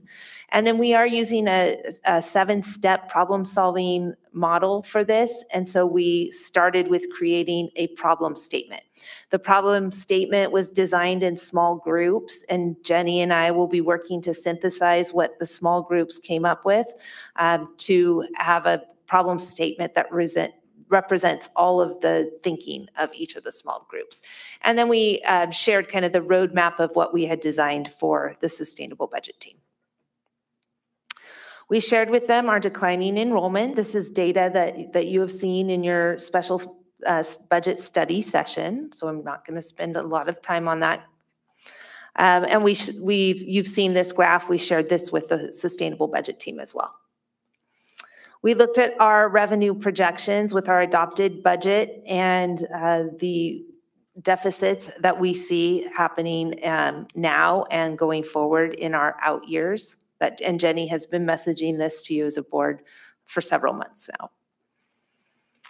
And then I highlighted the purpose of the sustainable budget team, that the sustainable budget team is existing to look at collective recommendations that the team can make to the board for consideration of how we are ensuring fiscal solvency for our district. And then we outlined core values for the allocation of resources. And we highlighted with the sustainable budget team that all of our decisions needed to stay student-centered, that we needed to keep in mind ensuring equity and access, that we wanted to ensure we were always prioritizing our core educational goals through the LCAP, and that we also considered decisions that had a long-term educational investments and were promising practices. So we did co-create the norms for engagement that we wanted to believe in, and we showed them these norms as examples. Some of the norms are norms from within the district, and we also showed examples of norms from other districts as well. And then we set to the work of working in small teams to brainstorm what were the 7 or 8 norms that we wanted to adhere to as we go forward as a team. And so this is an example of the posters that were created. We used a process very similar to processes we've used as a governance team, where the thinking was very visible. People worked in small groups and used large Post-it papers to demonstrate, here's what we were thinking. And then the team went around, and you'll see the little stars on the presentation, that if something really resonated with them, they marked it with a star so that we could start to see how we were beginning to norm as a sustainable budget team. So this is another example of some of the thoughts that the sustainable budget team engaged in. And Another example as well. And so once we collected all of these, we went to a fist to five process. How much do you agree with, whatever it is, and what things you definitely don't want to see as a norm. And so once we had done that, you can see our bolded statements are the norms that the group agreed to work under as we meet in our subsequent Wednesday meetings. And then we worked from a problem statement. This was an example that we gave them to work off of. And so the group went and started in their small groups by creating problem statements. And here's some examples of the problem statements that the group came up with. Our next meeting will launch with, here's the problem statement we were able to craft with a combination of all of the problem statements that were developed that evening. So words that stood out in this group as we debriefed it with them were to ensure continued academic success, to look at how we could scale our services and maximize our resources. We saw words reprioritize come up.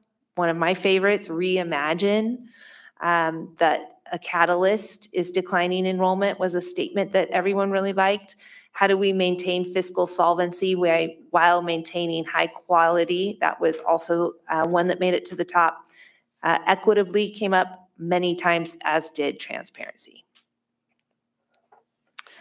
So we talked about how we would reach consensus, that as we made recommendations that will come before the board, and we're hoping December or January, that we would be using a consensus process, and had the agreement that reaching consensus doesn't always mean everyone gets what they want, but that we could agree to it and that the majority believe in the recommendations going forward. This is the 7-step problem-solving model that we're using. We celebrated ourselves at the end of the night because we said we accomplished step number 1. We defined the problem. Step number 2 will be gathering and analyzing information and data. Step number 3 will be to analyze what are some of the potential causes of different things that we're seeing. Identify possible and plausible solutions. Select and refine the best consensus recommendations would be step number 5. And then step number 6 and step number 7 would belong to the staff. And that would be that once the recommendations were made and presented to the Board of Education, that we would look towards how are we developing a communication plan of what those next step actions are, and how do we develop that action plan all the way from implementation to, at the end, evaluation. Did it work and accomplish what we needed it to do? We also talked to them about making decisions that keep in mind effort versus value. That as we look at different solutions that we might brainstorm and come up with, we may come up with things that just are not plausible. And how do we take into consideration what is plausible, what is something that has high value for the amount of effort. And then we also talked about the role of the staff in the sustainable budget team. That Jenny and I, our role in that process is to help to facilitate, to bring information to the team so that they can have everything that the team might need to make decisions, and that we would be assisting in those ways. So we looked at our timeline. Our timeline that has been developed is in September through October, and this is the timeline for the sustainable budget team. We would review the district's instructional programs, their budgets, the professional guidance documents, and then brainstorm ideas. In November, we would work to start narrowing down some of our highest potential ideas using data to justify how feasible those ideas are. And then finally in December, look at finalizing the set of recommendations and strategies to come to a consensus. One thing we did highlight to the sustainable budget team is they're tasked with making a recommendation to the school board. We did say that does not mean that those recommendations would be taken by the school board. That is still the School Board of Education's decision. And so our next team meeting will be 10 to October 2nd, next Wednesday. During that meeting, we will have a presentation on the budget to the team so that the team can have a deeper understanding of what we're looking at. That budget presentation will be done by Scott Siegel from Leaning Forward, one of the consultants from the group we've been working with on our board governance document. He'll present and have a Q&A, and it will be the same presentation that the board heard in the special study session on budget. Our upcoming topics following that include looking at equity impacts of the decisions that we make and the different services we provide to our students. We'll examine contracts and partnerships that we have with our different community partners. We will look at staffing ratios and how we're staffed across the district, not just in classrooms, but how we staff a school site. We'll look at our district programming. What types of programming are we providing for students that we might want to analyze? We'll look at how we attract and retain our students and attract and retain our staff. And then we'll look at the organization of our schools. What's the health of our buildings? What is the capacity of our different schools? And those types of considerations. That was, in a nutshell, our presentation with our sustainable budget team. It was really a great evening. I know Jenny and I left feeling like the team was very engaged. They really see, I think, a vision for the importance of the role that they'll be playing in that. Jenny, I don't know if you want to kind of give some input on what you thought of the sustainable budget team as our first meeting. And I agree with Dr. Contreras said. I think it was very, very important to get all of the different community input. We got some really, really great insights already that I think is going to help shape the future of our district. And it was just really great to see the collaboration, I think, across the board. And one thing that we wanted to kind of highlight is the Central Sustainable Budget Team. So they are working in conjunction with the community that they're representing. So all of the parents they're representing, and they're getting input then from all of the school site councils, the parents in the community, DLAC, DAC. Principals are getting feedback from their other principal colleagues, teachers, classified from all of our staff. And so it's meant to be a continual flow of information from the Sustainable Budget Team back out to our school community, and then input from our community back to the team. So we're hoping that we'll be able to develop what that process looks like more at the next meeting as well. And additionally, these meetings are being live streamed and then recorded, and they are up on the same YouTube channel that we use for our board meetings. So we tried to get a process going so that people's discussions could also be heard live, and we're working to drop some microphones down into the ceiling so that we have a better reception for the conversations to be heard going forward. We're excited about that. Thank you, Dr. Chairs and Ms. Im. Do we have any public speakers to this item? We do not. See none, I'll bring it back to the board for questions, comments, and deliberation. Any deliberation from the board? Trustee Flores. Can you bring up that slide that has like the committee members? I was going to ask the one same of the thing. First ones. Yeah, it's not included on the slide deck. Oh, it's not? Oh, where was it? Oh, I thought it was one of the first pages. I think it might be that one. on Nope. Heather. This one. So, Jenny M mentioned, we have our family representatives, our community, our labor, and we tried to keep it very rounded. One thing that I did notice, and hopefully it doesn't, and I don't know that it would really make a difference, but I did notice quite a few of our parents are employees, specifically teachers. So yeah, I just wanted to, I don't know if anyone else noticed that in the meeting, but I did notice that. Yeah, we noticed that as well. And part of our process was we sent out applications to every person in the district and community partners as well to apply and what they would apply under. And so it was a parent, an elementary parent, a middle school. We did not discriminate that, oh, wait, and you're an employee, so you can't. That was something that we didn't do. Trustee Flores, is that it? For now? Okay. Trustee DeSerpa. It would be helpful to know what part of the county these people are from. I'd like all three regions to be equitably represented, so I can't tell which elementary schools, which middle schools, or which high schools these people are from. We can definitely include that in a future slide, and since we'll be talking sustainable budget team at every board meeting, that will be an easy fix. Trustee DeSerpa, is that all? Thank you. Trustee Bolano-Scow. Yes, thank you for this presentation, and for everybody who's serving. This is very important. I don't know if it's exciting, but it's important. And I guess my first question is this only going to be regarding the general fund, or are we also going to be doing the restricted fund as well, including after-school programs, both, or just the general fund? Yes, we'll be looking at both restricted and unrestricted dollars. And thank you for live streaming the meetings. I've been getting compliments from a lot of people about that. Well, there was a discussion, I think, at one of the previous time this came up.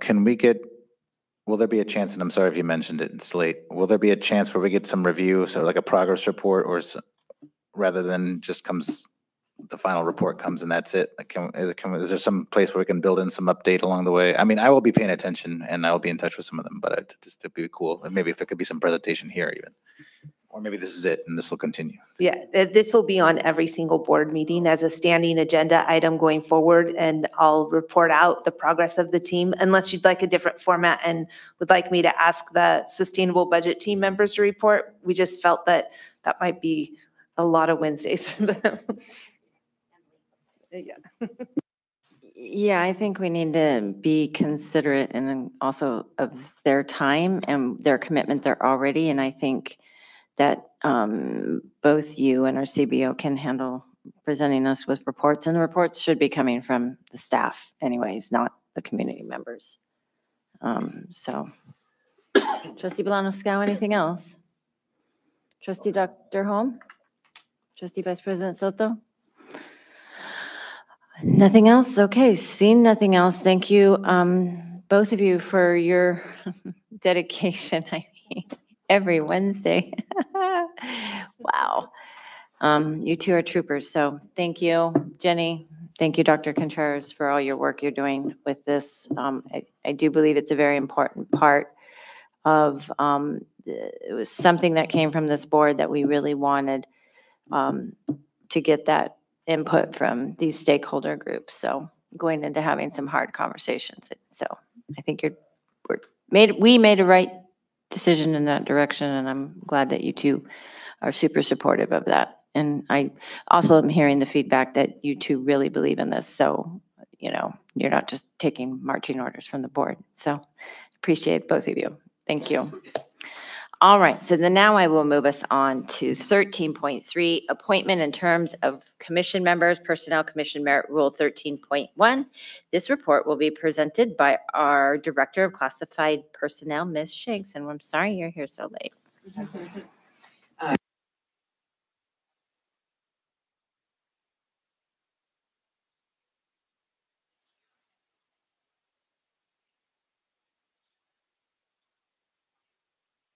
Appointing authority is and whether or not that commissioner will accept reappointment.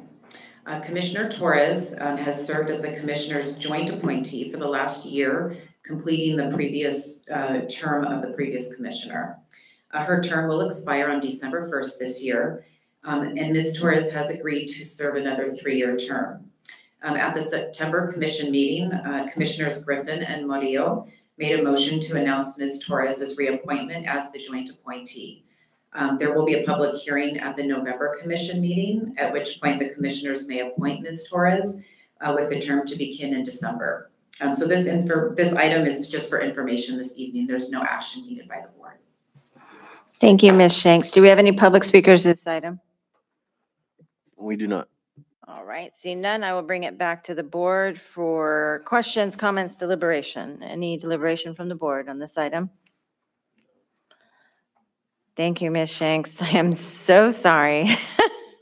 Or we could keep you here for longer. We're on deck till 1:30. She's running. Thank you. All right, so that will now move us to 15.1. Our next regular board meeting is on Wednesday, October 9th, 2024, here in the City Council chambers, and I am going to adjourn this meeting at 10:58 p.m.